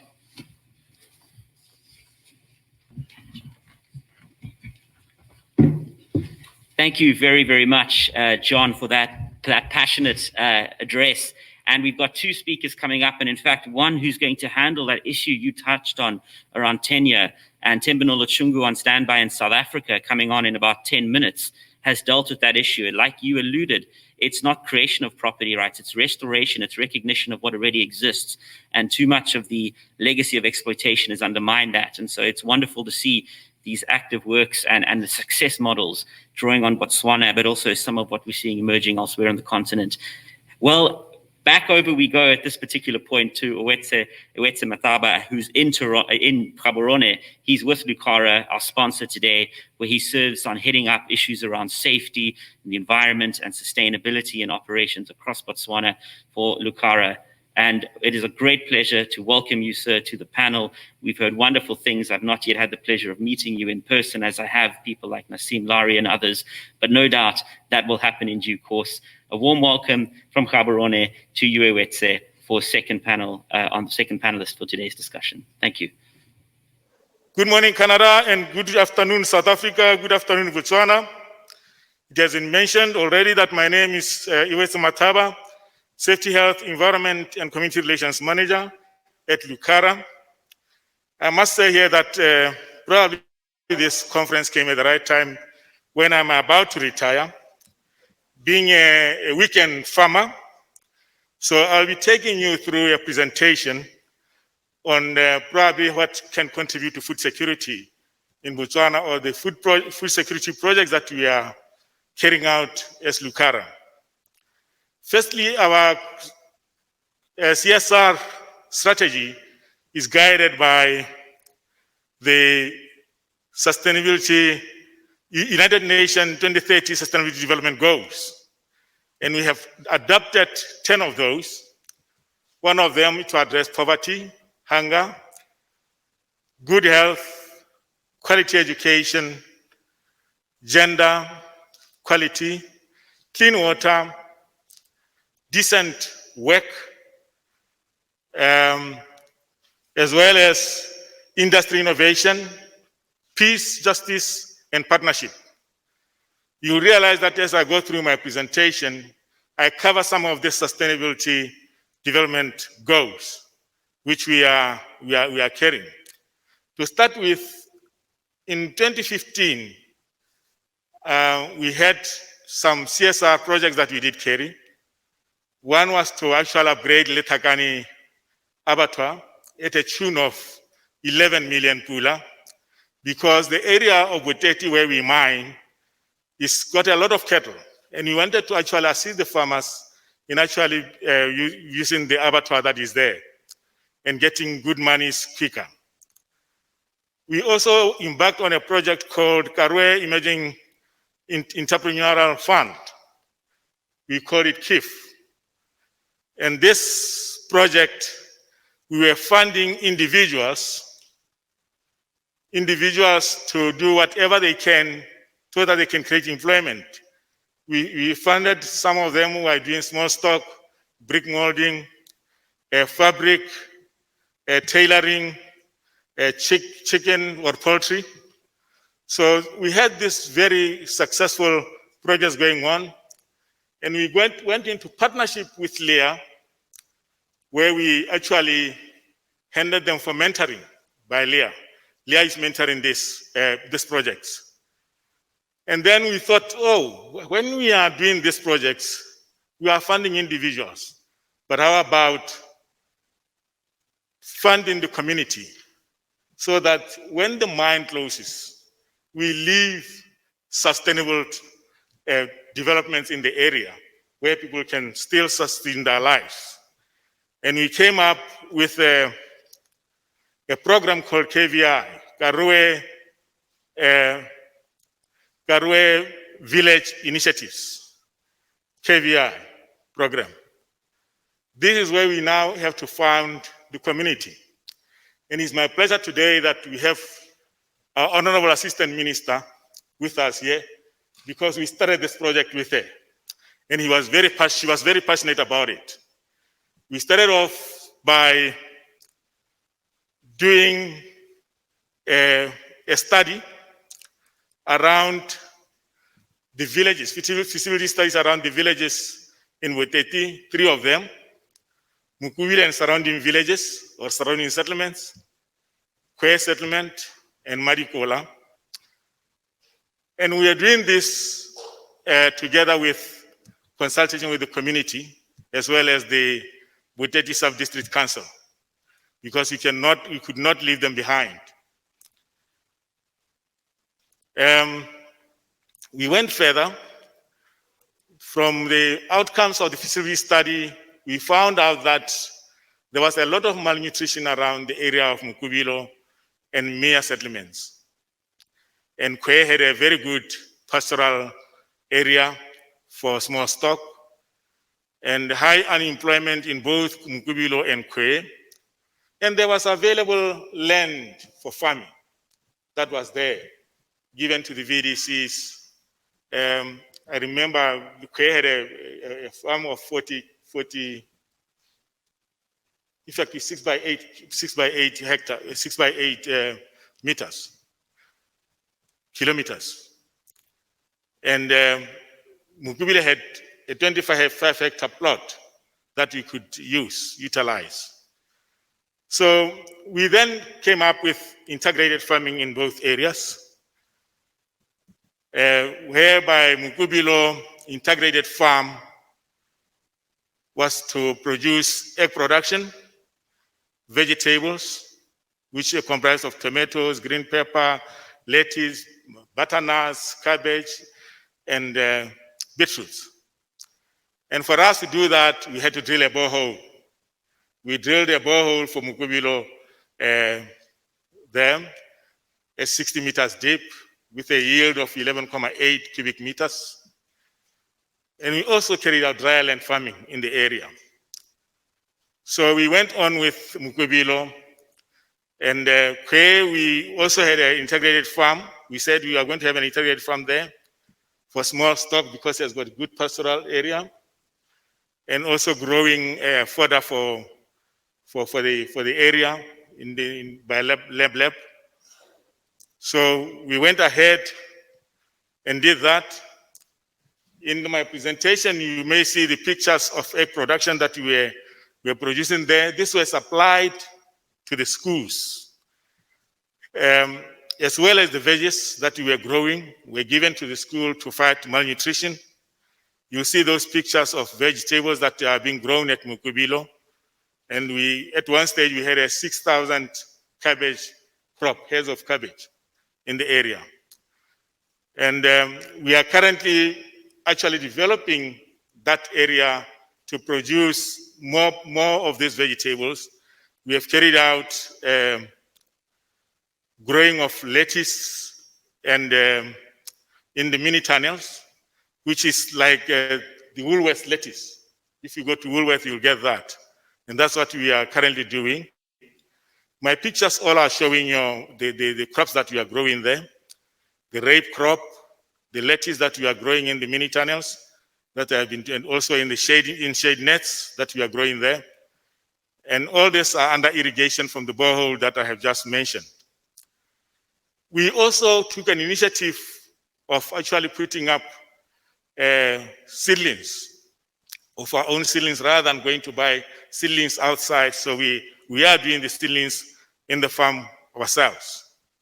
And this is a showcase of that, what people can do for themselves. And we believe this has benefited the community very well. The supply of eggs and vegetables to the schools in the area and has reduced the malnutrition in the area. Employment creation was created. We had 7 employees in the farm, 9 board members. It also generates income. We have got promotional tours from the schools to go and actually look at how we can grow these vegetables, which is part of learning. And it's an inspiration to the other communities and other people in the community. As you drive along the Francistown Road from Orapa now, there has emerged a number of horticulturists. They have drilled boreholes in their fields, and they are doing a good job. And this is a showcase of what Lucara did. And this is what we actually wanted to do, to say we want to leave sustainable projects for the communities that we are mining around. And the achievements, training in customer service, we did that through LEA. And in early 2019, the farm first harvest and sales were achieved, because we did actually do this in 2018. And Lucara, we bought a vehicle for them. They were actually even distributing, before the COVID, they were distributing the eggs and some vegetables to some of the outlets like hotels in the area, Urapa and Letakani. And some other people from Francistown, they were coming to buy the eggs from there as to go and sell. And after meeting all the natural needs, we were selling, like I said, to the locals. And during the COVID, they also had an opportunity of supply, because they were now having problems with the supply. We managed to talk to the council so that we can now supply all the outlets there with what we have at the farm. So that was an opportunity for us. So the farm at Mukubilo was a pilot study, and it has worked for us, and it's a showcase of what the mining industry can do in a rural area or in a community to make sure that they sustain their lives. We also have got Kwe. Kwe is a project entailing, like I've already said, it's an integrated farm to grow fodder and actually have small stock. This actually complements government initiatives that the minister has just mentioned before us, that the president now is going around giving people goats so that they can get into goats production and all that. In fact, the first project that we had of the one that I talked about earlier, KIF, it actually complemented the limit project that the government has initiated, because the guy we gave the goats, he was actually selling some of those goats to the council to supply those people who wanted to start being goat farmers, and that was quite good. So even this one now, we intend to promote that very initiative so that we can grow up and sustain the lives of the people around the area by having all these projects. And this project at the moment is just at its infant stage because we started fencing the farm, which is 85%. Like I said, we continually satisfy the goals that the sustainable goals, the UN sustainable goals, development goals. We partnered with Rock in drilling up the borehole, and it's 100% drilled now as I speak to you. We also actually equipping these boreholes that we have by this modern innovation of having solar power. Mukubilo is solar powered for irrigation and for drawing water from the borehole. In fact, even Mukwe will have that. And we are also in partnership with the crops department in Letakani, who are helping us a lot for both Mukubilo and Kwe. And this time around, they gave us the design of the cross. And at the moment, as we are speaking now, we are procuring the material for that. We should be ready by the end of November. We should be having everything done. We did collection of soil collection, soil sample collection for testing with the department. We also benchmarked lucerne production because we want to grow this project really high. We benchmarked lucerne production with one farmer at Mashoro, which we went to have a look in the area. So basically, that's what Lucara is doing. It's doing a lot. And currently with we want to leave the project that, like I said, that are sustainable to the community. As we speak now, we are also building up a stadium. Although it's outside the food security, we are building a stadium. And we are also going to be putting up a school, and a school that will probably produce more farmers. I thank you.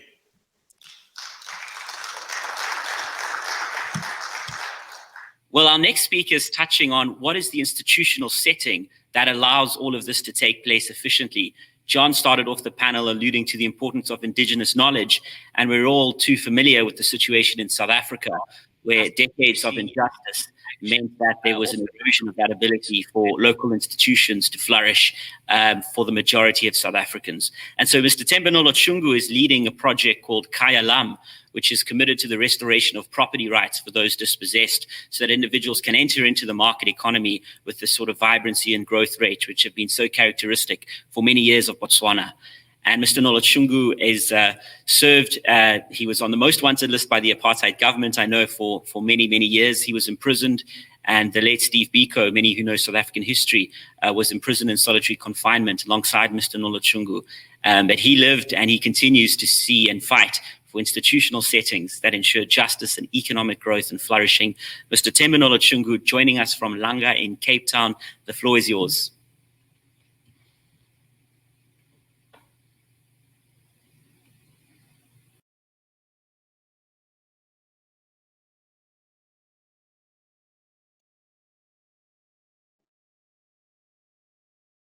Thank you very much. I hope everyone can hear me now. Okay. Let me just briefly, I'm going to be very brief here because of the time challenges. And so what I'm going to do is to take some extracts from the speech that I have prepared. And this speech I'll make available electronically sometime tomorrow morning. And so depending on your time zone, good day, good morning, good yesterday, good tomorrow. I am indeed very pleased that I've been invited to make this input let me cut to the chase. I understand that the brief of the Canada-Africa Chamber of Business is to bring about a policy environment that will be conducive to the unleashing of the spirit of enterprise and thus business growth in order to address the challenges that beset countries in which you operate. This necessarily means influencing a government policy with this objective in mind. It also means that within the organization, there is a lot of intensive and extensive interaction that entails discussing advocacy strategies. In the economic arena, the role of the business sector is to generate profits. This is the defining raison d'etre, the rationale indeed, and business should not be shy to emphatically acknowledge this as an issue. In the process, jobs, wealth are created as all businesses vie for satisfying consumer demands for products and services. It is a fierce competition within industries as consumer choices and decisions are determined by what is perceived as good value for money.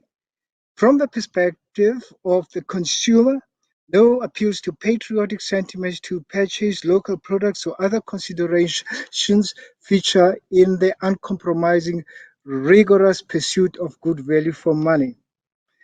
Now let's talk about the government's role. The government's role is to bring about an enabling policy environment that will be conducive to the proliferation of business enterprises, big or small, formal and informal. This is easily achieved by government removing unnecessary and artificial legislative and regulatory barriers to entry into the economic arena, substantially reducing the cost of going into or operating a business. It should always be borne in mind that regulations have cost implications for businesses. Understanding, accepting, and respecting the separate but complementary roles of both business and government is of paramount importance. This is the way of realizing a powerful symbiosis and synergy that will result in the best socio-economic outcomes for the whole country.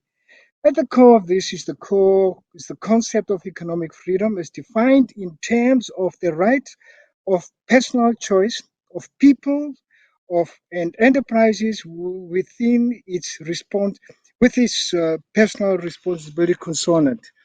Freedom to compete, voluntary exchange, and protection of private property. With this policy course, if has been pursued, the country will be launched on a steep upward trajectory of high economic growth with all of the socio-economic benefits that directly follow from this. Now it is to be borne in mind that when economies grow at 8%, the incomes double within in 9 years. If it grows at 10%, the incomes double in just over 7 years.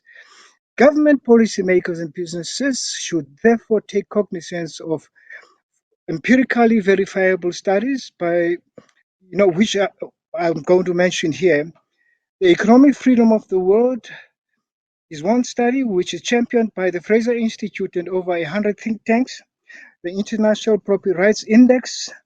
Then there is the Property Rights Alliance that is in partnership with Hernando de Soto and his colleagues, who champion the International Property Rights Index that gets generated annually. The Index of Economic Freedom by the Heritage Foundation, the Human Freedom Index, which is championed by the Cato Institute, the Fraser Institute, and the Friedrich Naumann Stiftung, which is a foundation. With this objective in mind, in terms of bringing about the best policy environment that's going to be conducive to high economic growth rates, we, the Free Market Foundation, decided to embark on a very important project. This is the KLM, which means My Home Property Titling Project. As a property titling initiative, KLM facilitates and expedites the conversion of tenant-owned occupied property into freehold, legally titled home ownership. In pursuit of this, the Free Market Foundation works in close collaboration with law firms, the business sector, and in some cases, private individuals who fund their conveyancing services. Very importantly, the cooperation of local government in South Africa is essential as it owns most of the property that Black people especially have been living in as tenants. This state of affairs is a consequence of pernicious legislation such as the Glen Grey Act of 1894 and the Natives Land Act of 1913 that had dispossessed Black people of property, of private property, their own properties, at the stroke of a pen that had happened. With the Kalam project reversing this historical damage and pain caused, the tenant becomes the owner, the house becomes a home, the home becomes an economic asset, and this asset becomes part of an integral part of the national economy. With the stroke of a pen, the have-nots become haves, and this is what the Kailam project is able to achieve very demonstrably. And one of the important things is that just the very fact of property ownership becomes a catalyst for self-employment, for self-empowerment in terms of economic aspirations, the socio-economic aspirations of people. In the process, what happens is that people taking ownership of the houses, they employ all sorts of artisans, bricklayers, cement plasterers, carpenters, plumbers, welders, and these people bring along with them their handymen who are unskilled, and so skills transfers take place, they occur in that context. And this is what is so important about Kailam. It is every recipient of a title deed becomes so overwhelmed, and in many cases, many of us have to reach for their handkerchiefs. And this is a project that I would really implore all those who are attending this conference to really apply their minds to it. The fact that owning property is such an important thing because it is at the core of what defines economic freedom. In conclusion, while the task might seem daunting in terms of bringing about this sort of economic policy environment that is a requisite for people to feel that to realize their best socio-economic aspirations in the shortest period of time for the greatest numbers of people, this might seem very daunting, but however, it is easy. And the point is that the solution is simple. It is just simply to allow people and business entities to pursue their socio-economic aspirations so long as their endeavors do not entail force or fraud.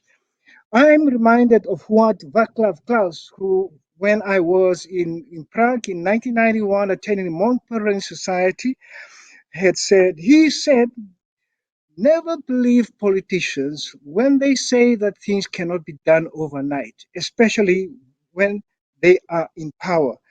Václav Klaus became the Prime Minister of Czechoslovakia in 1993 and became the President of the Czech Republic in 2007. Now, one of the things that really concerns me is that there has been a tendency to indulge in scapegoating, blaming the woes of Africa on colonialism, imperialism, apartheid. This is a futile exercise that has been conveniently used by some of the most vicious, murderous dictatorships on the African continent who had visited untold miseries on their own people. And what I want to do now is to conclude by citing some words from Shakespeare. And this is what William Shakespeare said in Julius Caesar through Cassius. Cassius said to Brutus, men at some time are masters of their fates.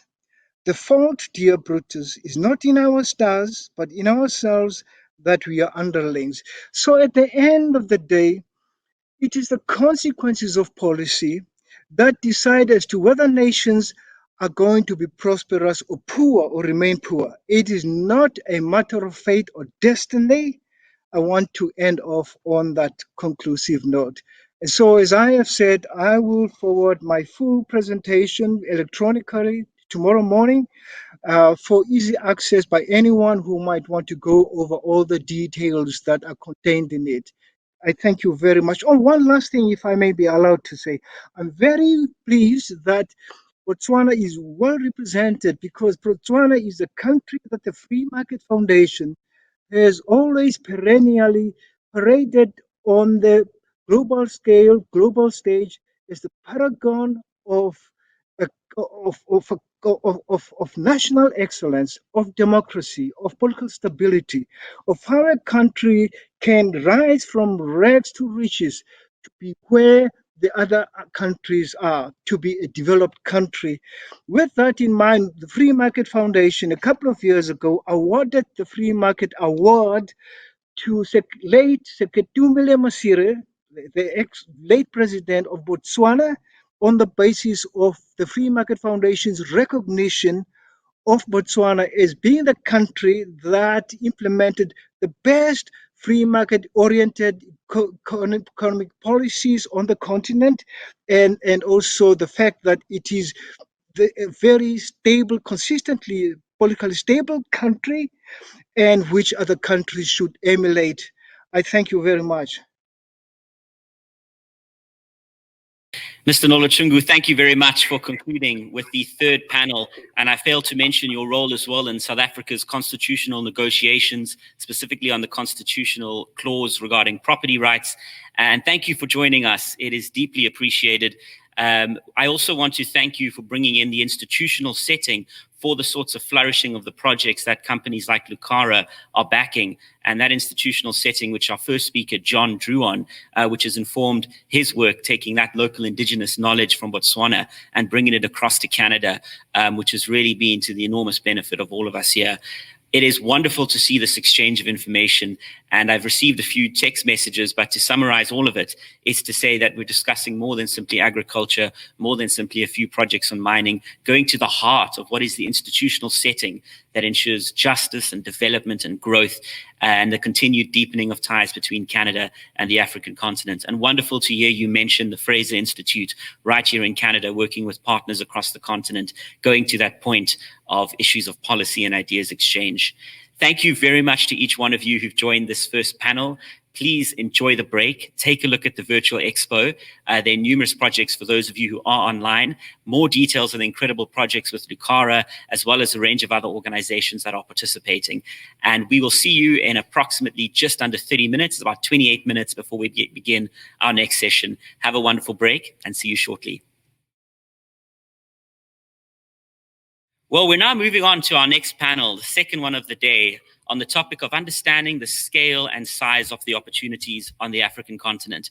We've got a wonderful panel of speakers lined up. And before I take a moment to introduce them, I'd like to welcome, to open this session formally, the Vice President of the Canada-Africa Chamber of Business, Susan Namolindwa, who has served since the beginning of this year as VP at the Chamber. She's a seasoned private sector entrepreneur with clients-focused, result-oriented executive leadership in a variety of roles. She's been a business owner as well as a community leader, working with private sector groupings as well as those in the public sector. Susan is also the director of the Africa Trade Desk based in Ottawa, from where she leads her role at our chamber as Canada's point person as VP.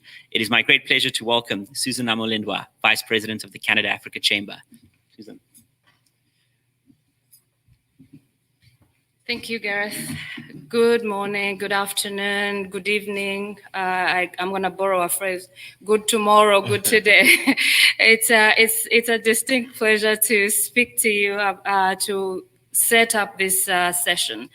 This session is appropriately named Understanding the Scale of African Investment Opportunities. In the next 3 days, or actually now 2.5, because we are in session 2, if there's one word that should resonate with all our participants and friends and people who will watch this afterwards, is opportunity. The word should be opportunity. When you hear Africa, think opportunity. And I'm gonna just do a quick overview of why that should be. Because if we are going to talk about the opportunities, then we need to highlight what is the things that are happening behind the scenes that are driving these opportunities. And this is not going to be in any random, in any order, it's kind of random, but the first and the foremost thing that I want to talk about is youth population. 19 out of the 20 youngest countries in the world are in Africa. I'm gonna give you something that I want you to think about it, and I'll run through it twice just for emphasis. Every year, in the country of Nigeria only, more babies are born in Nigeria than are born in all of Eastern Europe. I'll run it again because I'm not going, you probably, you with my accent and everything else, maybe you missed that. More babies are born in Nigeria every year than in all of Eastern Europe. I'll let you think about that for a minute, and then I'll talk about the other driver, infrastructure gap.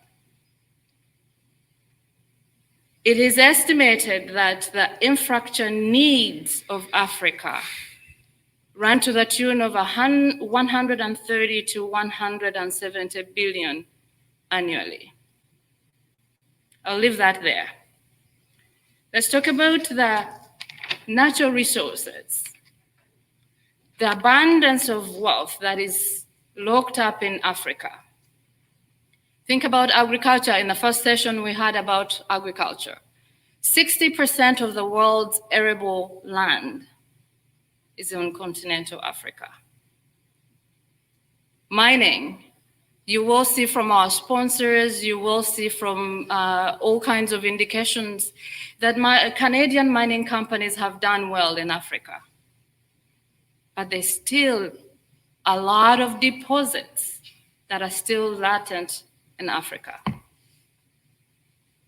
Let's talk about growing economies.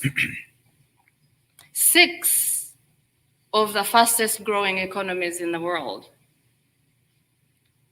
prior to the pandemic, but also going to be post-pandemic, are in Africa.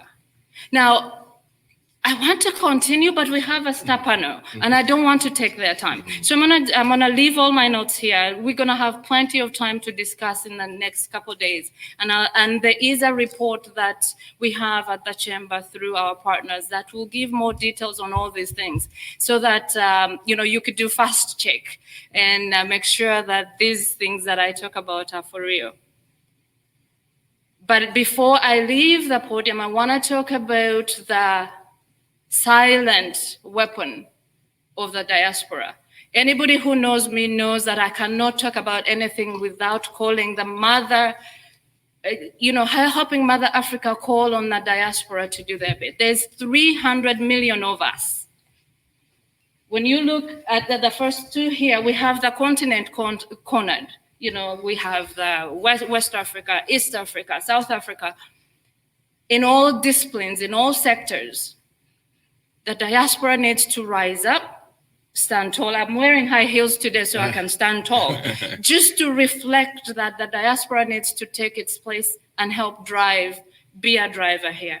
And the last bit that I'll talk about, and we're going to hear more about it, and I'm excited, I just want to throw it in there, is the sheer force of the Africa Continental Free Trade Area.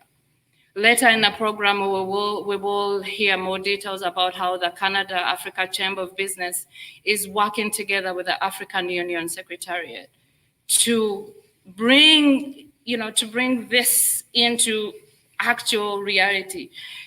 The sneak preview should be how African countries mobilize to get the PPEs and put up a portal where all the African countries are using that portal to get PPEs. This is only a preview, and it's only a beginning. So I'm gonna move so that the panel can take over, but I'm not gone, I'm still in the room, and there's more to come. Back to you, David. Thank you so much.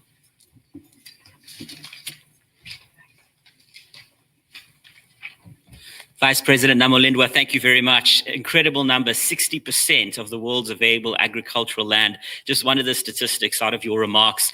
And thank you as well for alluding to the African Union and the working group and forum set up by the Chamber, that announcement taking place in the session with His Excellency Wamkele Mene, the Secretary General, on Thursday. Also at that session, those joining us on the panel today will be signing a significant MOU. But let me get straight introducing this incredible panel joining us today.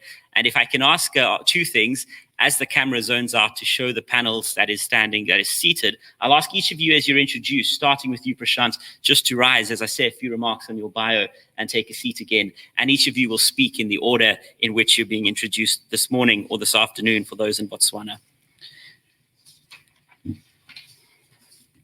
Prashant is a seasoned executive, another McKinsey graduate among his many notable achievements. Prashant has been actively involved in projects that include work with Botswana and several discussions that have been underway. Prashant's involvement also includes his role at Ekagrata, where he serves as CEO, a firm you'll get some more information about today. He's worked around financing, including various roles in infrastructure projects, and brings a wealth of experience working with institutional organizations and investors across the world from his base right here in Canada. Prashant, thank you very much for joining us. Our second speaker is Nathan. Nathan joins us, Nathan Stubina from Sherritt International, and I was very pleased to have some opportunity to speak to Nathan during the break.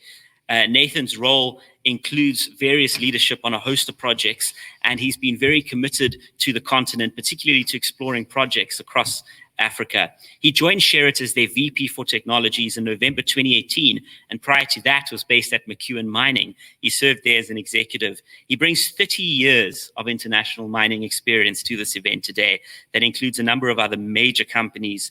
He graduated with his PhD at the University of Toronto, among a number of notable accolades, and he's currently a member of the Association of Professional Engineers of Ontario. Welcome, and thank you very much, Nathan. And finally, Mr. Jacques Ndumtumve, founder of the Africa Foresight Investment Company, but also proudly Vice President of the Canada-Africa Chamber of Business for Africa. Jacques and I were together in Botswana for the first conference that took place last year. Jacques has been based in Toronto for some time, but originally is from Gabon. He brings 17 years, now 18 years of experience in executive leadership, working on national plans in emerging countries, and is very engaged on that gap between the public and private sectors. He's a promoter of responsible knowledge transfer and has convened a number of events and engagements, both in French and in English, working with us at the Chamber. And finally, he's also a founder of one of the issues dear to his heart, healthcare. Both as co-founder and CEO of the Sub-Saharan Africa Healthcare Initiative, he's focused on emerging markets and working with Canadian and US practitioners and partners across Africa. A very, very warm welcome to each of you. Thank you so much, Mr. Ndumtumve. And without further ado, our first speaker, I would like to invite, starting, if I may, with Prashant to come in and kick us off. Thank you very much, Prashant. The floor is yours. And Prashant, if you'd like to come up to the podium, that's fantastic. Okay. Thank you so much, sir. Sure.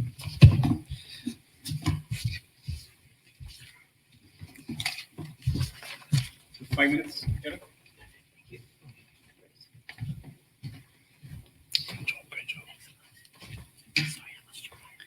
Thank you, Gareth.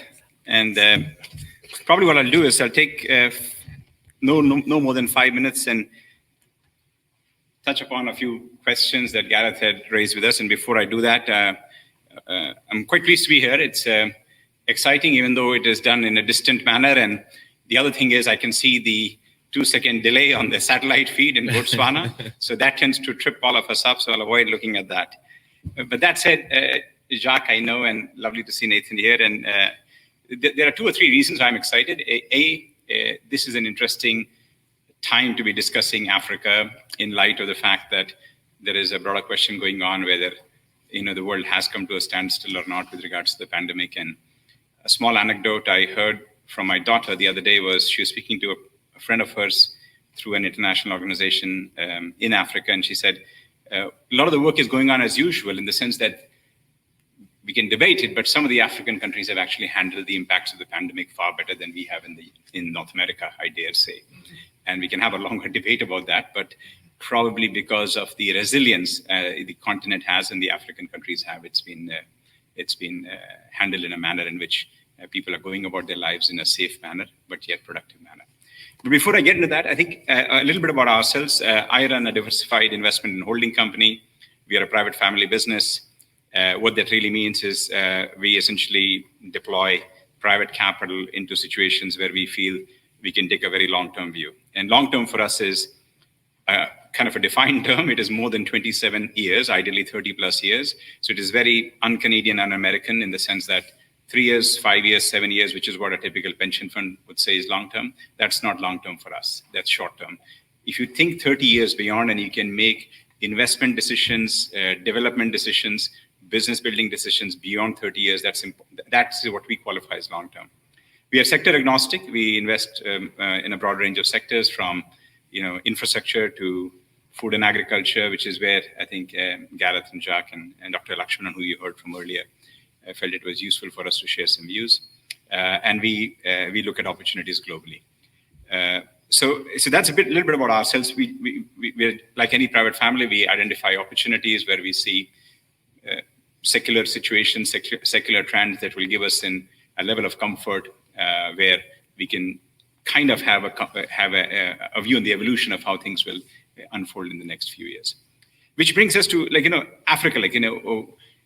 One of the questions Gareth had asked me was, he says, what are the misconceptions or conceptions, whichever way you like it, that people have about Africa? And I narrowed it down to 3 very tight ones. And the first one, given I'm speaking to an African audience for the first time, it'll be interesting to get your reactions and even critical reactions. I think the first challenge we really have is majority of the world has got a fundamental problem in the representation of Africa. Here is what I mean by that. What I mean by that is there was a guy basically many, many years ago called Gerardus Mercator or Geert de Kramer. This guy is the guy responsible for the Mercator projection, which essentially is how the Earth looks on a map. Why is that important? That's extremely important because when you look in a map, even Google Maps, even Bing, the way you see Africa actually clouds your view of Africa. Why is that important? It's important because when the Mercator projection is unfolded, you take a spheroidal body and you put it on a flat plane, countries that are north and south of the equator get expanded much larger. Countries that are close to the equator look more or less what they are. What it really did, now we can debate about it, several hundred years later, did it actually pull back the view of Africa? And why is it? Because if you take Africa, you take India, China, United States, and probably a bunch of other countries, and you put them together, you will still not get the physicality of Africa. And that's very, very important. And why is that important is because there is a woman at, I think, University of London, Goldsmith College. She says, the power of representation often influences the representation of power. And the map, being a cartographical tool, has actually created I think, Susan, you mentioned the whole notion of how do we internalize the scale that is Africa? I think therein lies the fundamental problem. And I'm using the map as a very simple tool to illustrate the point that on a 2D cartographical map, children will grow up and see the Mercator projection and see, oh, Greenland is probably about the same size as Africa on a map. Wrong. But that's what our children see. So that's, and I'll come to why it's important, because to Gareth's question, that's really where the fundamental misconception starts from. The second thing, which actually, if I may, is, and I will use it as a provocation, not just for all of you gathered in Africa and different places, and even in Canada, is we tend to look at and have a discussion of Africa as I would call it the new student, the new person who's looking at opportunities with people like Jacques' help. There is an aggregation problem. Even today, if you think about it here, we're talking about Africa as an aggregate. In the preliminary work we have done, what we find is it is fundamentally a challenge if you think about Africa as a monolith. Or if we try to be slightly more precise, we'll say North Africa and Sub-Saharan Africa. That itself is still a big aggregation problem. And even, my old colleagues in McKinsey, Achaleke and all, they still talk about it as an African statistic. From an investment perspective, again, that is fundamentally challenging. And that doesn't mean we shouldn't be having an African Union, doesn't mean you should have the comprehensive trade agreement, which is going to fundamentally change, I believe, a bunch of things in Africa. But I still feel a lot of the misconceptions emanate from the fact that people see it as an aggregate opportunity. When, if you go back to the first point I said, you take all of US, India, China put together and you put it in, you still have more Africa than these three countries. These three are very diverse situations. How can you study Africa as an aggregate? So that's the second thing. And then the third thing really is where and how we see the evolution of gateways or connectivity into Africa. And what I mean by that is the gateways could be physical, they could be economic, they could be social, and wherein lies the opportunity. Because the observation I've had so far is the lens we have applied and to Africa has been through a developmental investment lens. Like, I was reading a report last night to kind of get some ideas for this conversation. I was reading the ADB report, the 2020 African Development Bank report, which is quite an interesting read in the sense that a lot of very, very pointed insights, but I felt that the insights were given from the developmental lens. Nothing wrong in that.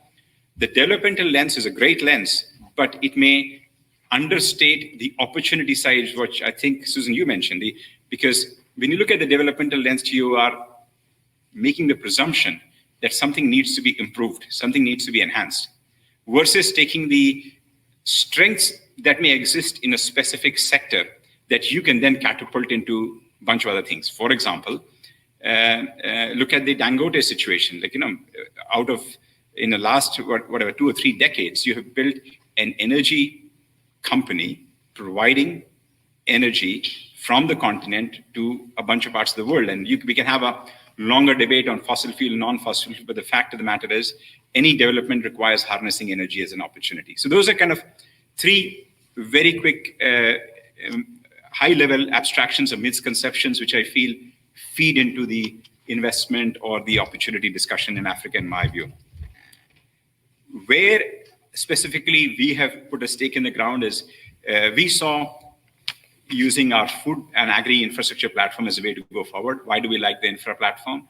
Long term, we can make a kind of forecast for 25, 30, 40 years. In 2030, if you believe the African continent is going to have close to 2 billion people, that's what you need to be investing in, infrastructure. Infrastructure requires long-term thinking, leads to food security and things that go forward from there. And lastly, before I kind of round up and open it up for the other folks, when even I'm more than happy to take your questions, I think the 3 things which we are looking at from a food security perspective, why we get excited is the continent broadly and the countries specifically within it have demonstrated a significant level of resilience, both economic resilience, social resilience, even political resilience, despite we talk about political instability and all, but it's the resilience that over a 25, 30-year period gets us comfortable. Speed of urbanization is tremendous. Like the little studies we have done in the last 2 months, 3 months, once we started working with folks like Jacques, is the speed of urbanization is an immense opportunity. Like there are multi-billion-dollar packaged goods brand that should, must, and will be developed out of Africa. And the third thing is this whole demographic, anthropological situation and the evolution of that. And Susan, I think, talked about the young issue. It's the childbirth, it's the young people, and it's the deployment of those young people in the opportunity. So those 3 is what we feel quite excited about. We feel it's quite promising. And that's why I'm happy to show up here and happy whenever we get the chance, we'll discuss questions. And as I said, I'll be more than happy to even take criticism for the fact that one exhortation I would do is, I think we should stop talking about Africa in aggregate. We should see it as a continent of opportunity and talk about specifics therein. Thank you. I left my mask there. Thank you very much, Prashant, for your inputs. Nathan Stubina, thank you so much for joining us, bringing your decades of experience. As our second panelist, my great pleasure to welcome you.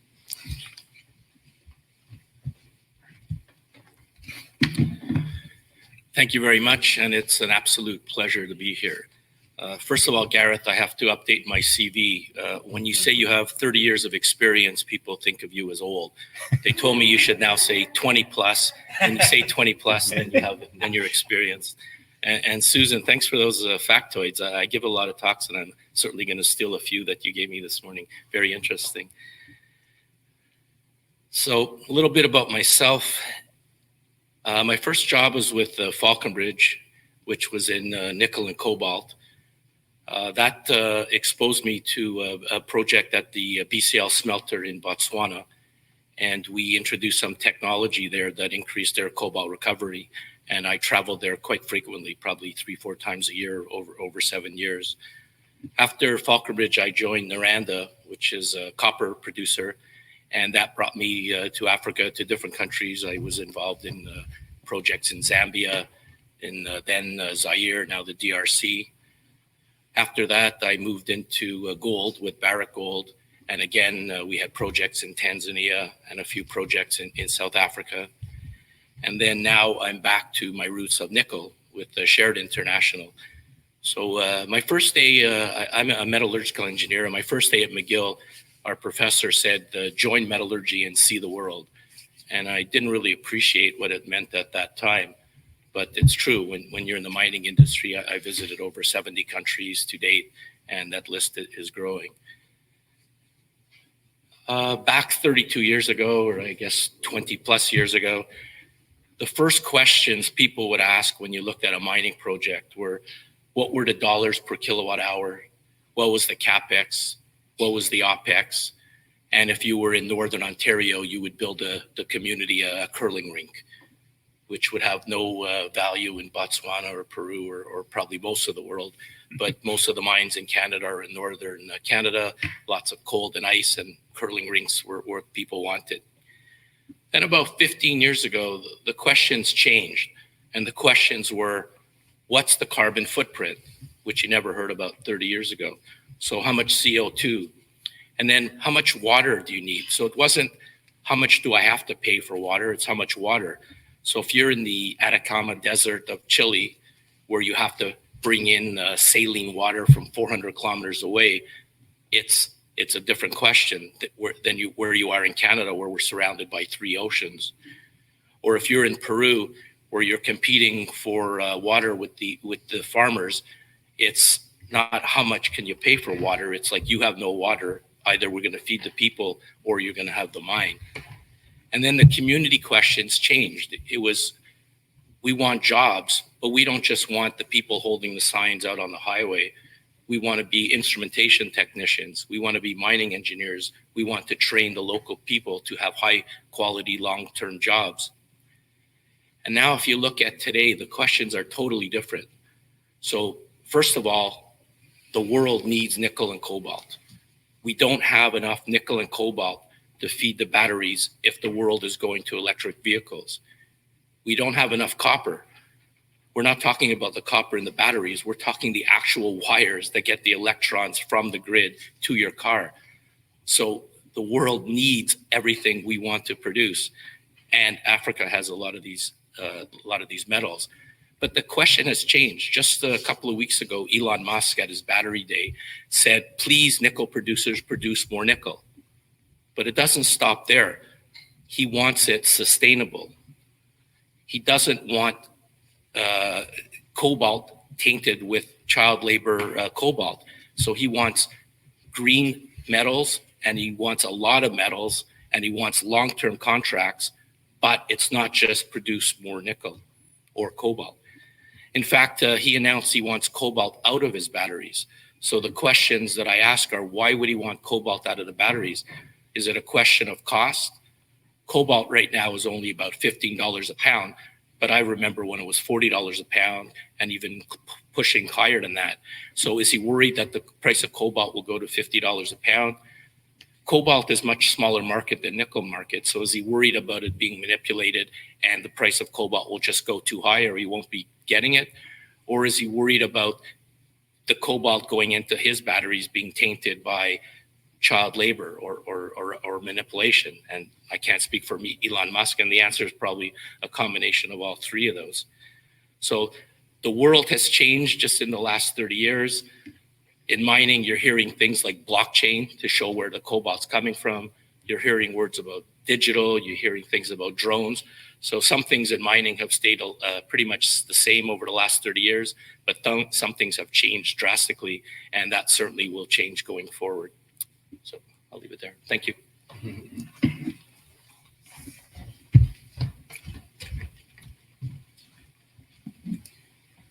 Thank you very much. And our final speaker before we get into the conversations is Mr. Jacques Ndumtumbe, Vice President of the Chamber and involved in several private sector projects. Jacques. Thank you very much. I'll start a little bit about myself. I'm a trained engineer. I was trained in Germany, chemical engineering. So 19 years ago, when I started my first job as a junior engineer in Cologne, I was doing mass balance and a lot of these things that gradually I started to find a little bit boring. And the timing was good because I realized that the company was just looking at opportunities in Africa. So as they were developing their process, I was spying on their ideas, and at night I would look at what they're trying to accomplish, and I was the only African in the company. So one morning I decided to go upstairs on the 7th floor to see the CEO unannounced, and just to ask him that I want to be part of the African project. And he said, who are you? I said, oh, I'm the new engineer. So the reason why I did it is because I realized that the approach, to my opinion, was not the right one. It was an approach based on products and not based on people. And as young as I was, I knew that a large wastewater treatment plant in the middle of a rural community north of like 200 kilometers north of a town will not be sustainable.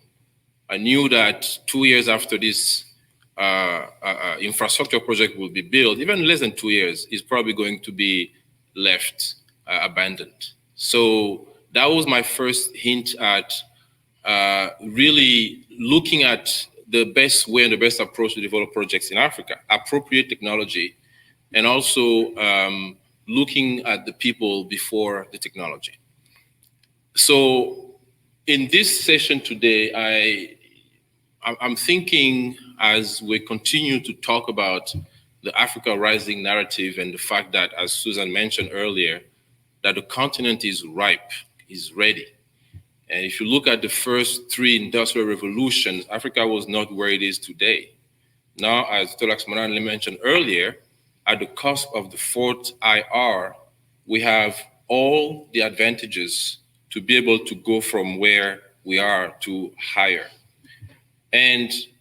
But first, I think one of the biggest issue that is actually pretty blatant is that Africa still exports a lot of raw commodities and import value-added products. That is a big problem. It's pretty much a no-brainer. It should not happen. That's why when you look at what Prashant mentioned earlier about long-term investments, you look at value addition within the continent. You look at what one of my closest associate, which is Process Research Ortec, talks about critical metal beneficiation within the country or the region. This is, to my opinion, where we have to go as a continent, but also for specific regions of interest. But we also have to use the knowledge that is already there. I can give you an example that I actually live myself, where a well-intentioned company from Europe wanted to build a facility in West Africa. But that facility was supposed to be built in an area where the local village was actually using the plants, the roots, the leaves, and everything there for their own traditional medicine. So this a wooded area was actually a pharmacy. It was a shopping center. So it has everything that the indigenous knowledge, so the indigenous people knew how to address and how to use it. So as John van Nostrand mentioned earlier, there's a two-way knowledge. we are at the point today where we have to understand that the continent is not only rich in resources, but also rich in indigenous knowledge that has to be taken into consideration from inception to the implementation of any project. That's why I'm a very big proponent of the smart village concept as introduced and presented by Dr. Lakshmanan here, that also includes all the enablers to make sure that projects have a real impact in the community, because we want to have impactful projects.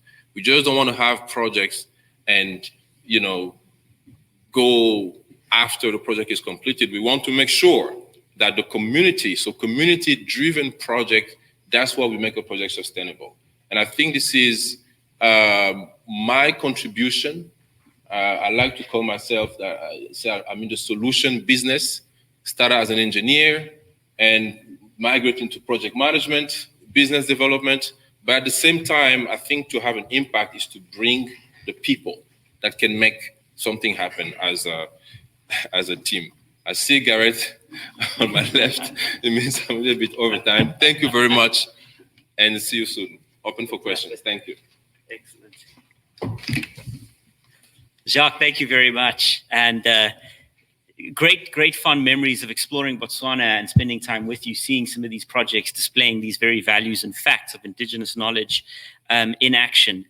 Well, we've got a variety of questions. We've received questions through the email address that's online on both the registration page as well as the website. And Susan Namolindwa, there are questions for you too. So thank you very much. And I'll invite you up to answer those. But I'm going to begin the questions in the order with which we've received the speakers. Prashant, first question goes to you. You've spoken about how a monolithic view of Africa is often informed by a lack of awareness of the continent and the incredible diversity of each market. First question, do you believe it is desirable to start to move towards speaking about Africa as a whole in light of things like the Continental Free Trade Agreement? Has it begun to make sense to start to speak of Africa as an entity in an informed way versus whereas people would previously speak of the continent as if it was one country? Any thoughts on that? I'll then, before we allow you to answer, I'm going to ask Nathan the next question. Nathan, in your experience, what are some of the factors around mining projects and natural resource development on the continent where you've seen real sustainability in the community last, long after the mine site may have come to an end? Any thoughts there around success? And we certainly know there are a number of examples in Botswana. And then Jacques, the final question goes to you. Understanding Botswana's incredible ease of doing business, the fact that it went at independence from being the second, one of the last three countries in the world to one of the top middle income countries now, phenomenal success. There's still some people who are saying, but maybe Botswana has a small population, therefore you shouldn't establish your company there. What do you say to that, having done exactly that and set up in SADC, viewing it as a gateway, a gateway to SADC out of Botswana and also onward to Africa? Those are the questions. Thank you for those who've sent them through. And I'll start with that first round, beginning with Prashant. Sure. So Gareth, if I got you correctly, I think your question was, are we at a stage where we should transition from talking about the continent as a whole in context of the Comprehensive Trade Agreement, but more specifically now of individual regions or countries or whatever, if I got you correctly? Yeah, would it make sense to start speaking of Africa as a whole in an informed way, given that there is actually a single market that Africa is moving toward? Do you think it's too soon to start to speak of the continent as a whole versus just individual markets? I would disagree, actually. Okay. And the reason I would disagree is because the moment you club something, a comprehensive trade agreement creates an opportunity to move goods, labor, and capital. Mm-hmm. That doesn't, by definition, mean that it's one market. Mm-hmm. If you think about the entire United States economically, there are different rates of inflation in the US itself. Forget USMCA or NAFTA or whatever. So if there are three reasons why, Gareth, I would say, thinking about the comprehensive trade agreement for mobility of goods, capital, labor, talent, intellectual property is a good thing, but looking at it as one comprehensive market creates challenges, and for three reasons. One, different parts of Africa have different comparative advantages. we all know, like, this is not rocket science. This has been proven for years that it's comparative advantages that encourages countries, nations, regions to trade. Second thing is different parts of Africa have different natural ownership of certain activities. Like Nathan talked about nickel and cobalt. There you're looking at more, DRC and the Congo area for it. And the third thing is resource allocation. Like Africa is the hottest continent. It's one of the driest continents. The basic issue of, let's say, water, and how do you think about that resource allocation, how it influences markets, individual markets, is fundamentally different. And we can't talk about it at an Africa level. You have to talk about it at specific regional levels. So I'm agreeing with your notion that the free trade agreement creates an integrated market, but it's not just one market. That's where I'm parsing it very, very differently. Excellent. Thanks, Prashant. So the key analysis still needs to go into those individual markets and markets within markets. Fantastic. Nathan, the issue of beyond the life cycle of the mine, any thoughts on that? Gareth, can I just have a minute to go on a tangent? Certainly, please do. When you were speaking, I was thinking of perception. So I'm a Canadian, and when I travel the world, I won't say it's an insult, but maybe nowadays it is to be considered an American. And if you meet someone from New Zealand, it's an insult to them to consider them from Australia. Yeah. And I was involved with the CIM, that's the Canadian Institute of Mining and Metallurgy, and we were approached by groups in Africa that wanted to be part of the CIM. And we thought that was strange, and we said, well, there's already the institute, the SAIMM in Africa. And they pointed out to us that, no, they're closer affiliated to Canada because these were in Senegal, Cote d'Ivoire, and our CIM is located in Montreal, and it's a French-speaking area, and CIM is able to communicate in French. So they said they would rather be part of the CIM than the one in Africa. And, that's where I realized, people in Canada tend to think of Africa as you said, a big monolith, and it's not. And even those two countries are very different from each other as well. So that's a negative, or not a negative, it's just a perception or a paradigm that we have. So when you asked the question, I was thinking of two examples, and one would be in training. For example, I've been involved in many projects where the local community didn't have heavy-duty mechanics. I'm talking trucks the size of this room here, or welders. And we put up a little college, and we did some training, and we taught the local people to become heavy-duty mechanics and instrumentation techs and so forth. And then when people started leaving the company, some people thought that is a negative, but it's actually not. The people went to the local communities, opened up small garages or small shops, and that's sustainable. So even if the mine closes down in 30 years, you have the skills and the trades, and it starts with a little community that's able to sustain these jobs. The other example I thought of, a project I was involved with was jatropha oil. Jatropha is a plant. If you take the pods look like a little kiwi, the fruit, and if you squeeze the oil inside, you can produce biofuel. Almost any engine can take about 20% biofuel without any great processing. You can run diesel engines on straight vegetable oil using jatropha oil. So there was a chance to make hundreds, thousands of jobs collecting the seeds, growing the seeds, pressing the seeds, and turning them into biofuel, which could be sold to the mine. Or if the mine's not there, this would just keep going. And then you could burn the husk to make electricity. You could take the glycerin and turn it into soap. So what started as a small project just with jatropha plant could turn into a long-term sustainable project that has nothing to do with the mine after the mine closes. Thank you very much.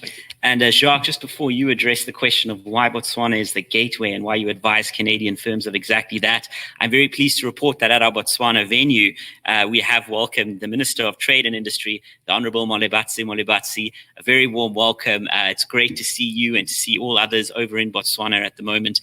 Mr. Jacques Ndumtumbe, the floor is yours.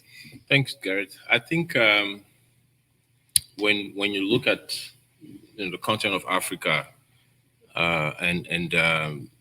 there's, I think, 2 middle-income countries. If don't quote me on that, but I think it's Botswana and Gabon, because they have the same profile. I think 2 million population, One relies on diamond, the other one on oil. And Botswana has done particularly well in the sense that the country is always consistently rated. The credit rating of Botswana is consistently above the average in the continent. Political stability, good governance, but also, despite the small population of 2 million, Botswana is at the heart of the SADC region. That's one thing. And when we talk about the country, the blueprint that Botswana is for the continent, and when you look within Botswana, you see a company like Lucara, who I think is the blueprint of the blueprint, because you have an organization that is, on the mining sector, but it also takes care of what happens after the mines are closed. So I think this is such a great example. And when you expand it to not only sector, but especially community, then you see that, Botswana has done well and in growing community-driven projects with institutions such as, I'm also learning and reading every day, like the Citizenship Entrepreneur Development Agency that supports projects or community-driven projects. So I know that there's going to be an MOU signed on Thursday with Prashant on an agricultural project. And we heard earlier, I think from the ministry, it was from McKinsey and Company, that there's $8 billion in the next years, Prashant, that's for you, on storage in Africa when it comes to agriculture and storage facilities, because either they are inadequate or the technologies needs to be improved so have better storage facility for agriculture projects. So just to say, to come again in the fact that the country is already advanced, working with PRO, process research or tech in critical metal beneficiation, value addition, and also focus on, there's a structure where my understanding is that the government support the community and the community end up owning those projects through private and public enterprises within the country. And I think for the rest of the continent, this is a good way to develop community and rural communities, which is one of my passions that I share with PRO. That is, rural areas deserve to be taken care of, because this is where the heart of the continent is. This is where our imagination comes from. This is where our children grow. And personally, as African by birth, I spend the best time of my life in my village, sitting next to a river and just looking at the water. And I think this is something that we need to promote, encourage development of rural Africa that will actually impact urban Africa as well. Thanks. Thank you very much, Jacques. Prashant, the next question is to you. So Jacques has spoken from his experience as an African coming to Canada and going back to the continent, identifying Botswana as a key entry point and gateway. For you, with your background coming into Africa more recently, relatively speaking, having not grown up there, what are some of the points of advice you would give to Africans with projects on the continent, regardless of which country, when they're approaching prospective investors in Canada? What, in your view, do Canadian partners, investors want to see? And how would you advise they also help Canadian investors and possible partners work through some potential misconceptions, especially for those who haven't yet been on the ground? And perhaps on that point, the advice is get on the ground as quickly as you can post-COVID, because nothing is better than experience with people directly. Prashant. Yeah. I would probably summarize it, Gareth, in three things in terms of African entrepreneurs, businesses, governments, communities, whatever, looking at potential foreign investors or foreign partners. I'd bring it down to basically, in our specific case, so we've had failures previously in Africa, and in fact, Jacques was quite helpful in helping us parse out the reasons for those failures. So the three things which we observed in the current go-around that we did, first is having a superior level of contextual knowledge. And the contextual knowledge will come when you have a partner in Africa who understands the local context, the social context, the political context, economic context, things of that nature. So that's one thing which was very different and important to us this time, having learned from a previous failure. The second thing is, I would say, having a comprehensive view.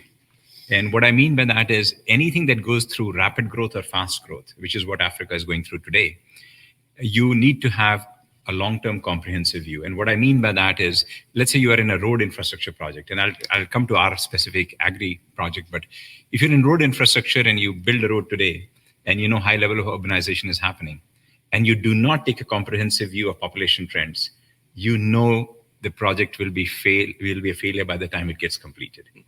There'll be more cars, more people. So in our case, we were able to work with a partner, which is Lucara in this case, and identify a comprehensive view of what a long-term evolution of a community is going to look like. So that's the second piece, is take a comprehensive view.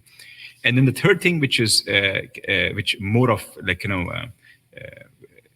got organized, and maybe it is more typical to the sector specifically on food and ag side, is having a community orientation. And mainly because many parts of Africa have food security as a serious challenge.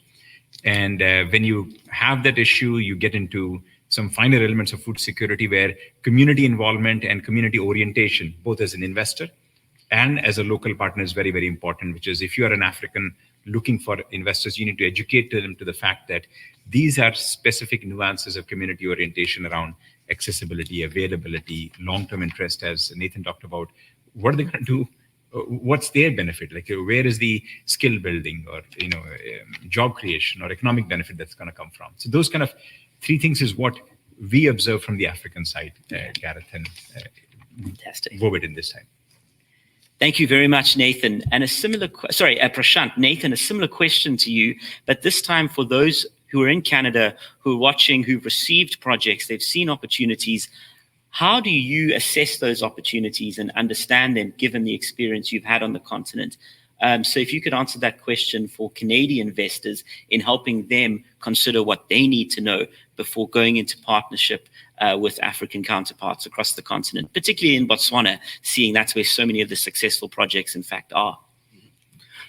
Yeah, just a comment there. That comment is not unique to Africa. Like if I was doing a project in Russia, I would also make sure I had a partner who really understood how things are done, the language, the regulations, and the context. So, it's true. It's very important anywhere in Africa as well as other parts of the world. So for investors, I think the timing is excellent now. As I mentioned, the world needs more metals. The world needs more nickel, more cobalt, more copper. It seems to always want more gold, which is a fairly useless metal, but the world seems to like it. So again, Africa is ripe for more gold. Just the technology that's available now, it's growing so fast. It's not even exponential. It's super exponential. And I think the scale and the magnet, just the amount of technology that's needed, is certainly available in Africa. It could certainly be brought into Africa, and it's just an excellent location to be putting in these projects. So nowadays all the effort is going into words like tailings, words like water utilization, words like sustainability, community development, and these are extremely important to local communities and extremely important to governments and national governments. And now the mining industry is understanding that these are important factors, really important factors for the company and the local communities. So I think the alignment between the investors in Canada, the major corporations in Canada, and the resources in Africa and the local companies in Africa, I think the time is there for this perfect alignment on values and on needs. Thank you very much, Nathan. That's brilliant. Jacques, the next question is to you. And in fact, Susan, in a similar vein, there's a seeking of answers from you as well. Jacques, yourself, Susan, me, we're all immigrants to Canada. And so we come from an experience of having come into a wonderful country that's welcomed us, that's embraced us. And we get to go back to the continent with a first-hand experience and with a conviction that indeed Canada is Africa's partner of choice. And that's why we continue to do what we do through the Chamber. Jacques, you've been here for much longer than I have, married to a Canadian like I am, very much a part of the country. What is your advice? What makes Canada different in your experience in the successful execution of projects, and why Canada stands as a country of choice? And not just because we have firms like Lucara who achieve amazing things, but there are obviously smaller projects as well that we're seeing too, many of them supported by Lucara, but others as well. Thank you, Garrett. I think Canada has a red carpet. I always use that term to say that the continent of Africa is open to Canadian partners. And at the Chamber, I'm going to take my cap as a Vice President of the Chamber, we really try to showcase the opportunities in Africa. I do think that a lot more can be done because and we mentioned that earlier, there's always a sort of perception that we know as African that is not true, or most of it is not true. What I'm trying to say is that if you go today to Kigali, you go to Gaborone, you go to Libreville, Accra, you will see things that many people here don't expect to see. Now, on the business side of things, if you look at, in terms of trade, the opportunities that are in Africa, they say today, when it comes to the world trade, the percentage of Africa's is 3%. 3 to 4%, I'm not sure, which is really, really small. And it's paradoxal because the continent has so much resources.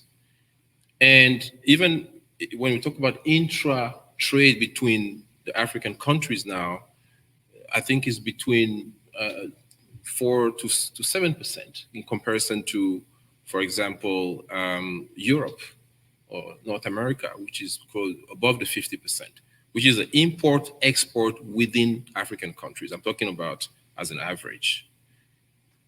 There is an opportunity for Canadian know-how to participate in growing, in looking at ways to work with African countries towards getting a positive response for those opportunities.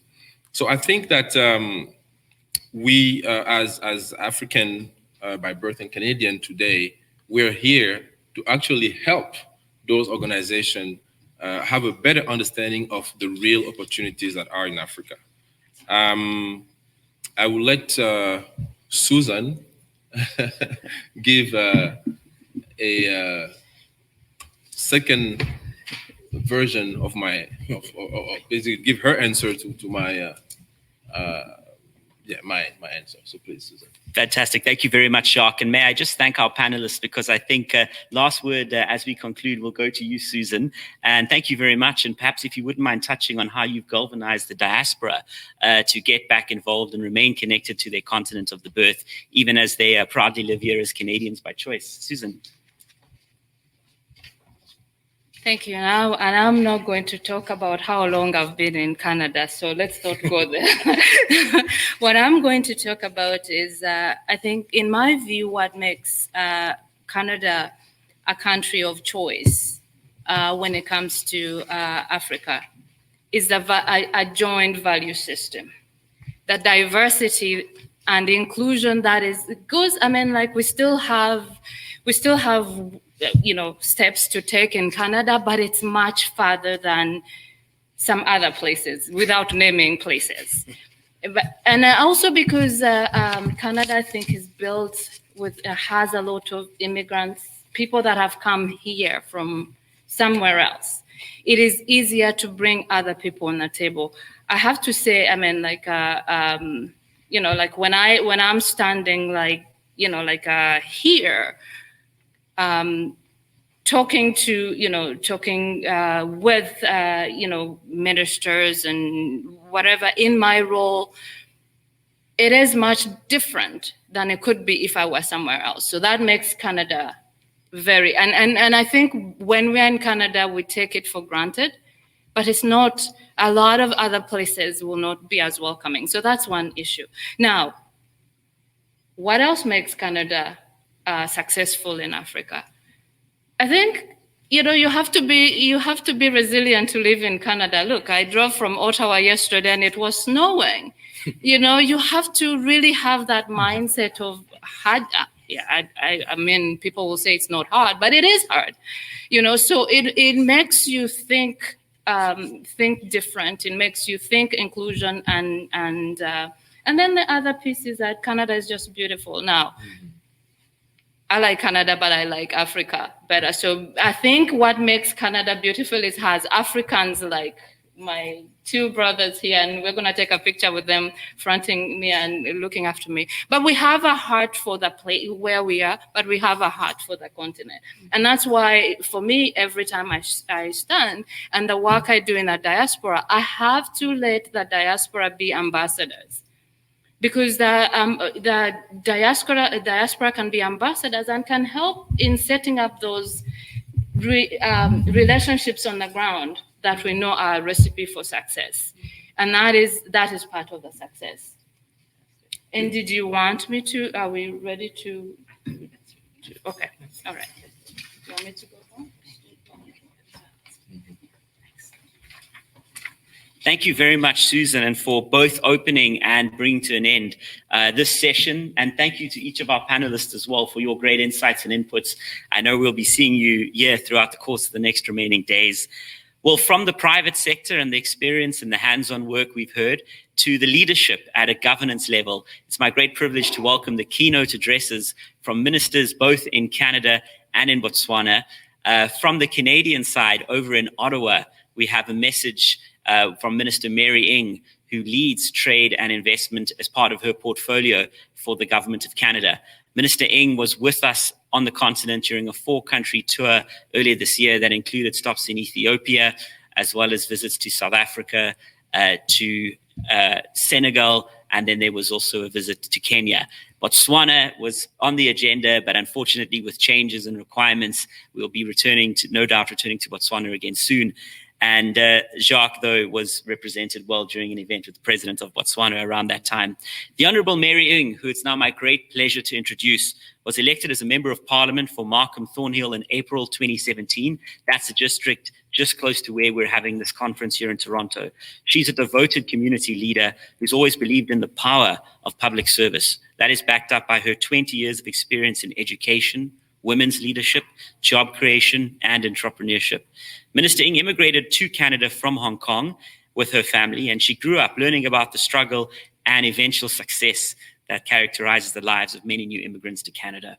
Her years working for the Ontario Public Service, Ryerson University, at the Ontario Ministry of Education and others led her to being recognized as one of Canada's top performing public sector leaders.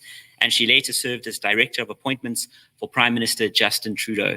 It is my great privilege to go over to Ottawa and to switch from our live venue in Toronto for the remarks by Minister Mary Ng. Thank you.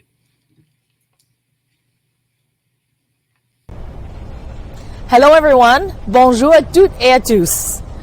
Good morning to those of you who are watching from Canada, and for those of you who are watching in Africa, including Assistant Minister Mwolavatsi, who is speaking next, and Minister Gar, who spoke earlier today, good evening to you. I would like to take a moment to thank and to congratulate Gareth Bloor and the entire team at the Canada-Africa Chamber of Business for their incredible effort in bringing us together for this great conference, Africa Accelerating. Today, you have participated in discussions about Africa's agricultural sector, ranging from the importance of smart villages to the scale of investment opportunities. And over the next 2 days, you'll be hearing about everything from innovation in the natural resources sector in Canada and in Africa to the role that free trade will play in Africa's economic growth. But perhaps the best of all, you will continue to connect, and in many cases reconnect, with people who exemplify the entrepreneurial dynamism that is African nations and Canada. That's what we are known for, which is fantastic. Cela signifie que, bien que nous soyons encore en plein milieu d'une période extrêmement difficile, vous continuez à regarder vers l'avenir et à réfléchir de moyens que vous pouvez contribuer à le façonner au bénéfice des Africains et des Canadiens. It means that although we are still in the middle of an extraordinarily difficult time, you will continue to look to the future and to think about ways that you can help shape it for the benefit of Africans and Canadians alike. I saw how bright the future is back in February, which now seems like a lifetime ago, when I helped put Canada's trade diversification strategy into action during a visit to Africa. I attended the Mining and Daba conference in South Africa and led a business trade mission to Kenya and to Ethiopia, where I was joined by Prime Minister Justin Trudeau. Wherever I went, I saw businesses from Canada and African countries building relationships, learning from each other, and sharing innovative ideas and solutions. Today, after everything we have been through with this pandemic, it remains true that Canada and our African partners need to continue working together to support each other through this pandemic. With our shared priorities of creating more jobs and finding sustainable, innovative solutions for economic growth, Canada is an important trading and investment partner for Africa's many dynamic economies. Et maintenir ces relations que nous avons tout travaillé si dur à construire est crucial, maintenant plus que jamais. That's because as we work to help our people rebuild and recover from COVID-19, trade will play a critical role, just as it did pre-pandemic, when it accounted for nearly 2/3 of the Canadian economy. In 2019, Canada's merchandise trade with African nations was $9.7 billion. So as we look to the road ahead, we know that growing trade links in African nations is necessary for our mutual recovery. And with that in mind, you can be sure that Canada will continue to build on our close partnership with African countries, strengthening our economic relationships, deepening our people-to-people ties. Enjoy the rest of the conference. Stay safe, everyone. Thank you. Merci beaucoup.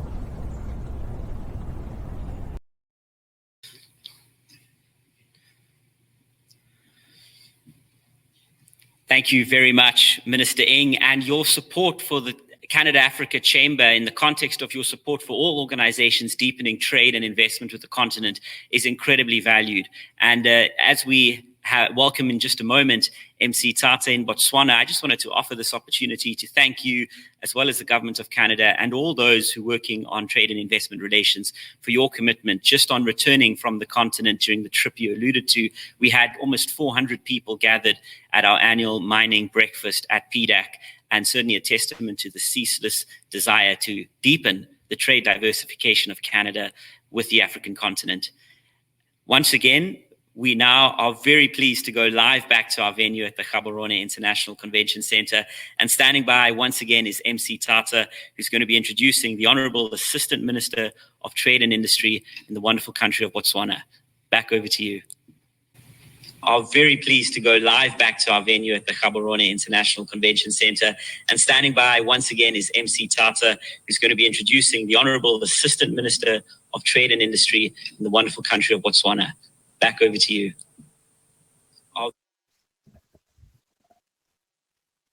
All right. Okay. Good afternoon once more, and thank you very much for staying and sticking around. We are going to be continuing with our proceedings. And can we shine one more time? Can we say shine?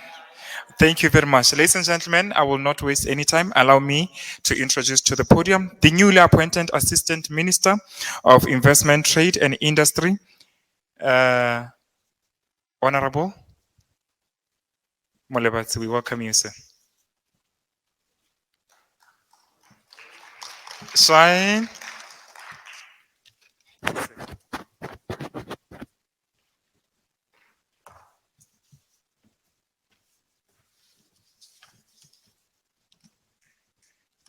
Shine.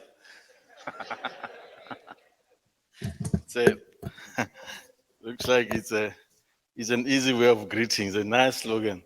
Shine. Victor Shine. I can't see. So you've been here the whole afternoon. I'm also coming from another meeting from African Minister of Trade, virtual meeting. So it's been a long day. Without much ado, let me greet you all. It's good afternoon here. I'm sure it's good morning in Canada. I'm not too sure. Let me greet you all and say it's a special honor and privilege for me to come here and address the Africa Accelerating Conference. We in Botswana here, we have a clear path through our National Vision 2036 to posture into surviving and thriving in the next decade. And now is a very difficult decade indeed. And we are focusing on efforts on attracting foreign direct investment and consciously leveraging on deliberate priority sectors, including agriculture, mining, tourism, which we are gathered here to explore for mutual benefit. I must state that all the sectors should be nurtured to prevail in the turbulent technology-driven economy landscape, and conversations like this today are relevant for us to learn from big economies and I'm tempted to say this word, and big brothers such as Canada. Well, the confidence of the Canadian investors such as Lucara is a motivation to grow economies such as ours. And we are glad and really appreciate the red carpet the Canadians are giving to us. She just said, Canada, Africans have a red carpet there. I must say that all private sectors, as mentioned above, depend on the sustainability of the environment they operate in. And the people in those environments look up to the investors like Lucara to care for the environment for generations to come. This makes it mandatory for each investor and potential investor to aim at balancing both financial and social goals as they do business. I believe the Canadians have the heart of Botswana and Africa at large to pursue these goals. Innovation and environmental friendly approaches to mining, tourism, and agriculture are core if the expected FDI from these sectors are to be enjoyed now and in the future. Mr. Chairman, I must acknowledge that the Canadian presence in our mining sector is key. It's a key investment opportunity. We have key investment opportunities in agriculture, which are in grain production, small stock farming, as we see our president going around the country, encouraging Botswana to go into small stock farming. We have export potential in Europe, Norway. We have dairy production, horticulture, aquaculture, and agro-processing, which could be explored as well. In my constituency, in my home village, Madinare, we have two big dams, Ditsibuho and Khatung. I believe Lucara will come closer. Look at what the aquaculture in that area, in the Silver Peak, Madinare constituency. And ladies and gentlemen, considering the potential in agriculture, I must say that farming is part of Botswana culture. We know farming, we breathe farming. So that makes Transmotive focus to be skewed towards assisting locals to thrive through interpollination of skills and experiences of the global community. We want you Canadians very close to us. We improve our farming methods.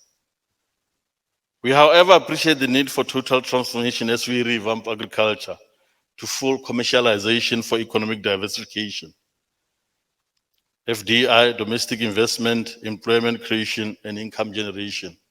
For some of you, as you know, I'm new.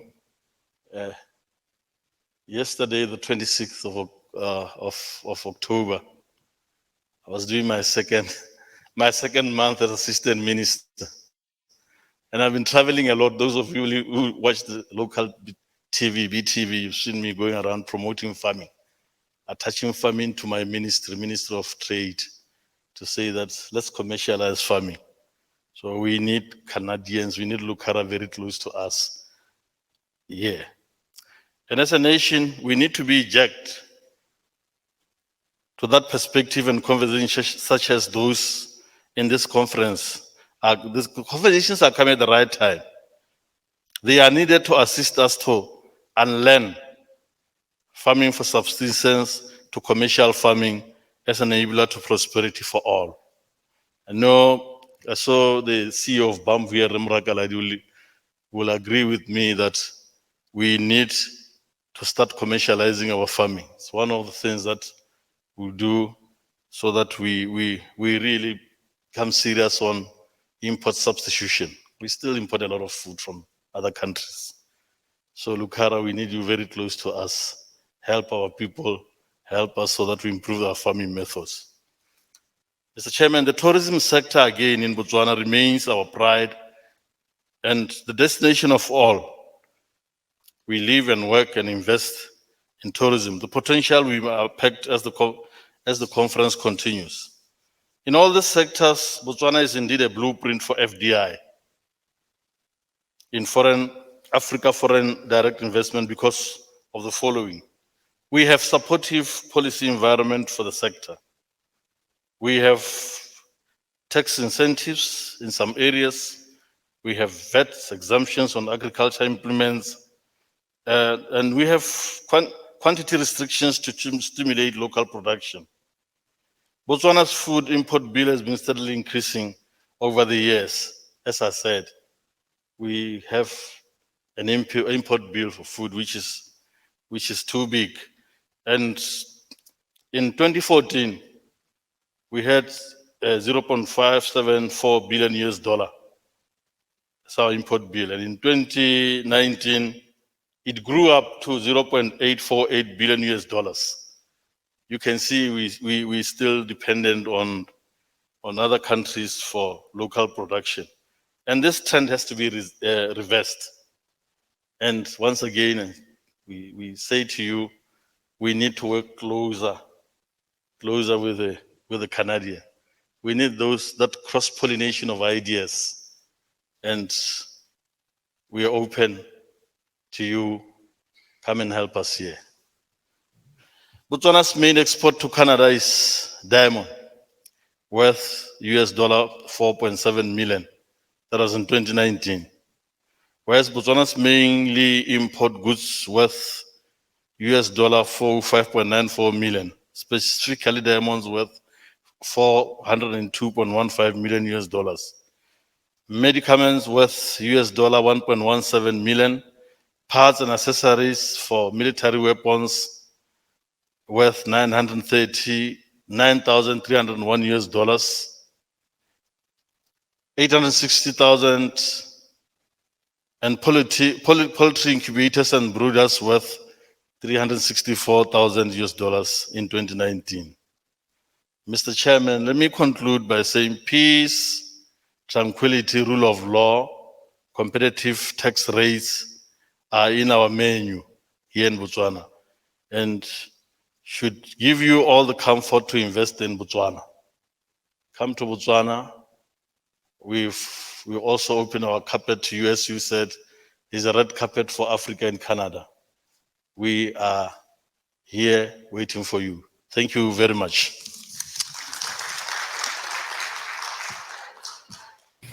Very nice. Honorable Malabatsi, thank you so much for that ministerial address from Botswana, and certainly a testament to all that we've heard in the lead up to this final keynote to conclude day one. The ease of doing business, the rule of law, the openness is really an incredible trait, and we thank you on behalf of all of us here in Canada today.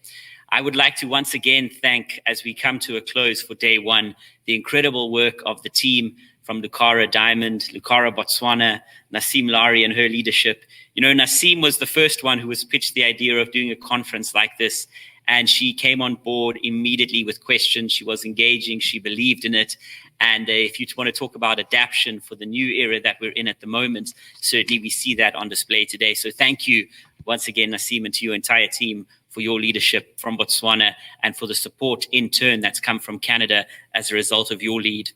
I'd also like to thank once again ministers from Canada, as well as all who've attended in person, both in Gaborone as well as in Toronto, but also those who've gathered at a social distance at their own venues to watch on the big screen.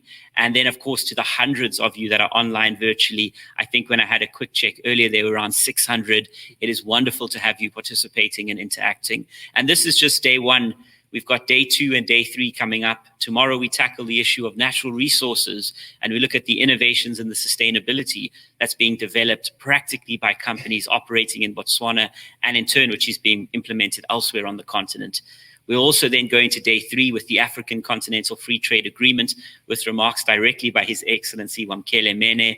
And we'll then round up by looking at some of the other projects that are on the go in this new era of digital innovation and how we trade and transact, bringing Canada and Botswana together with almost immediacy. And we'll see that in a signing ceremony where we have electronic signing happening simultaneously in Toronto and Gaborone. So we might be distant in terms of miles, but indeed we're very close and coming even closer with the new access routes and air links. I want to acknowledge in that regard Ethiopian Airlines. On the last several visits to Botswana, and I know, Jacques, you were there 6 times in just a matter of under a year, but to have lunch in Gaborone, get on the Ethiopian Airlines flight, and the next morning you're back in Toronto, demonstrates that as we move into this period beyond where we're currently sitting with COVID, the connectivity is much closer and much deeper than perhaps is often realized. And I'd also like to make one more other point as we prepare to close. For those of you in Botswana heading to dinner, for those of us here who are going to be having lunch in Toronto, and those watching in Ottawa, I think it's quite apt to say that we've clearly seen an enormous interest and uptake in doing business and in practical visits to the African continent. So Nasim, thank you for paving the way for our next conference, which will be in Botswana off the back of the 220 people who gathered there in March last year, which you kindly supported, as well as the hundreds, if not thousands, who will have viewed over these next 3 days the incredible proceedings that have been put on. It has been an absolute pleasure and a privilege to see these ties deepen in a very tangible way, and there's nothing that stops us continuing these forums very, very deeply as we move and as we go further forward. From the Canadian side, wonderful messages that we've received from the highest levels, including Minister Mary Ng, who made very clear as well that Prime Minister Justin Trudeau at the highest level has been very committed, has visited the continent, and that she gives her remarks on behalf of both the Prime Minister and the Cabinet.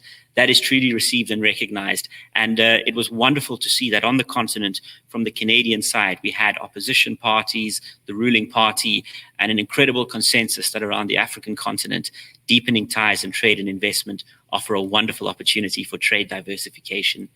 Well, we're actually been running well ahead of schedule, and that is an incredible testament to everybody at venues across the world.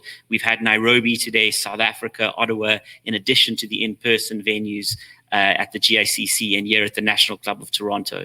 So technology is efficient, it's quick, maybe a 1 or 2 second lag time with a satellite, but wow, isn't it amazing to see that there is nothing that will stop us continuing this ambitious trade and investment agenda, and that Lucara Diamond and Lucara Botswana have led the way, and I've seen incredible note-taking over the course of this first day and a lot of lessons that we can apply to quadruple, to triple, to expand the trade and investment footprint beyond what I think anyone right now may have imagined, given the leadership and the opportunities outlined by people like our panelists and demonstrated by the wonderful work of other companies who've been with us today. Susan Namolindwa and Jacques Ndumtumve, another special thank you to you and to the chair of the board of the Canada-Africa Chamber of Business, who will replace me for the official welcoming tomorrow morning, a son of the soil of Ghana. He's arriving in Toronto shortly. we really look forward to seeing you, and thank you for watching. You may have seen, for those of you in Gaborone, the room was small. Unfortunately, COVID restrictions have meant we can't have more than 10 people. So we've had overflow with people watching elsewhere. So it was very tragic to have to turn away a great many people who would have wanted to come. But no doubt they're with us, and they've been communicating with us and watching very eagerly. Thank you, MC Tata, for your role. Thank you, Tapelo. You've been based out of Gaborone, and the entire team who are managing this behind the scenes, including Six. It is my great pleasure to release us all a few minutes early for lunch or dinner, respectively, wherever we are on the continent or in the beautiful country of Canada. Have a wonderful evening or afternoon, and I look forward to seeing you tomorrow, 2 p.m. in Botswana, or at 8 a.m. here just after breakfast in Toronto. Have a wonderful rest of your day. Bye-bye.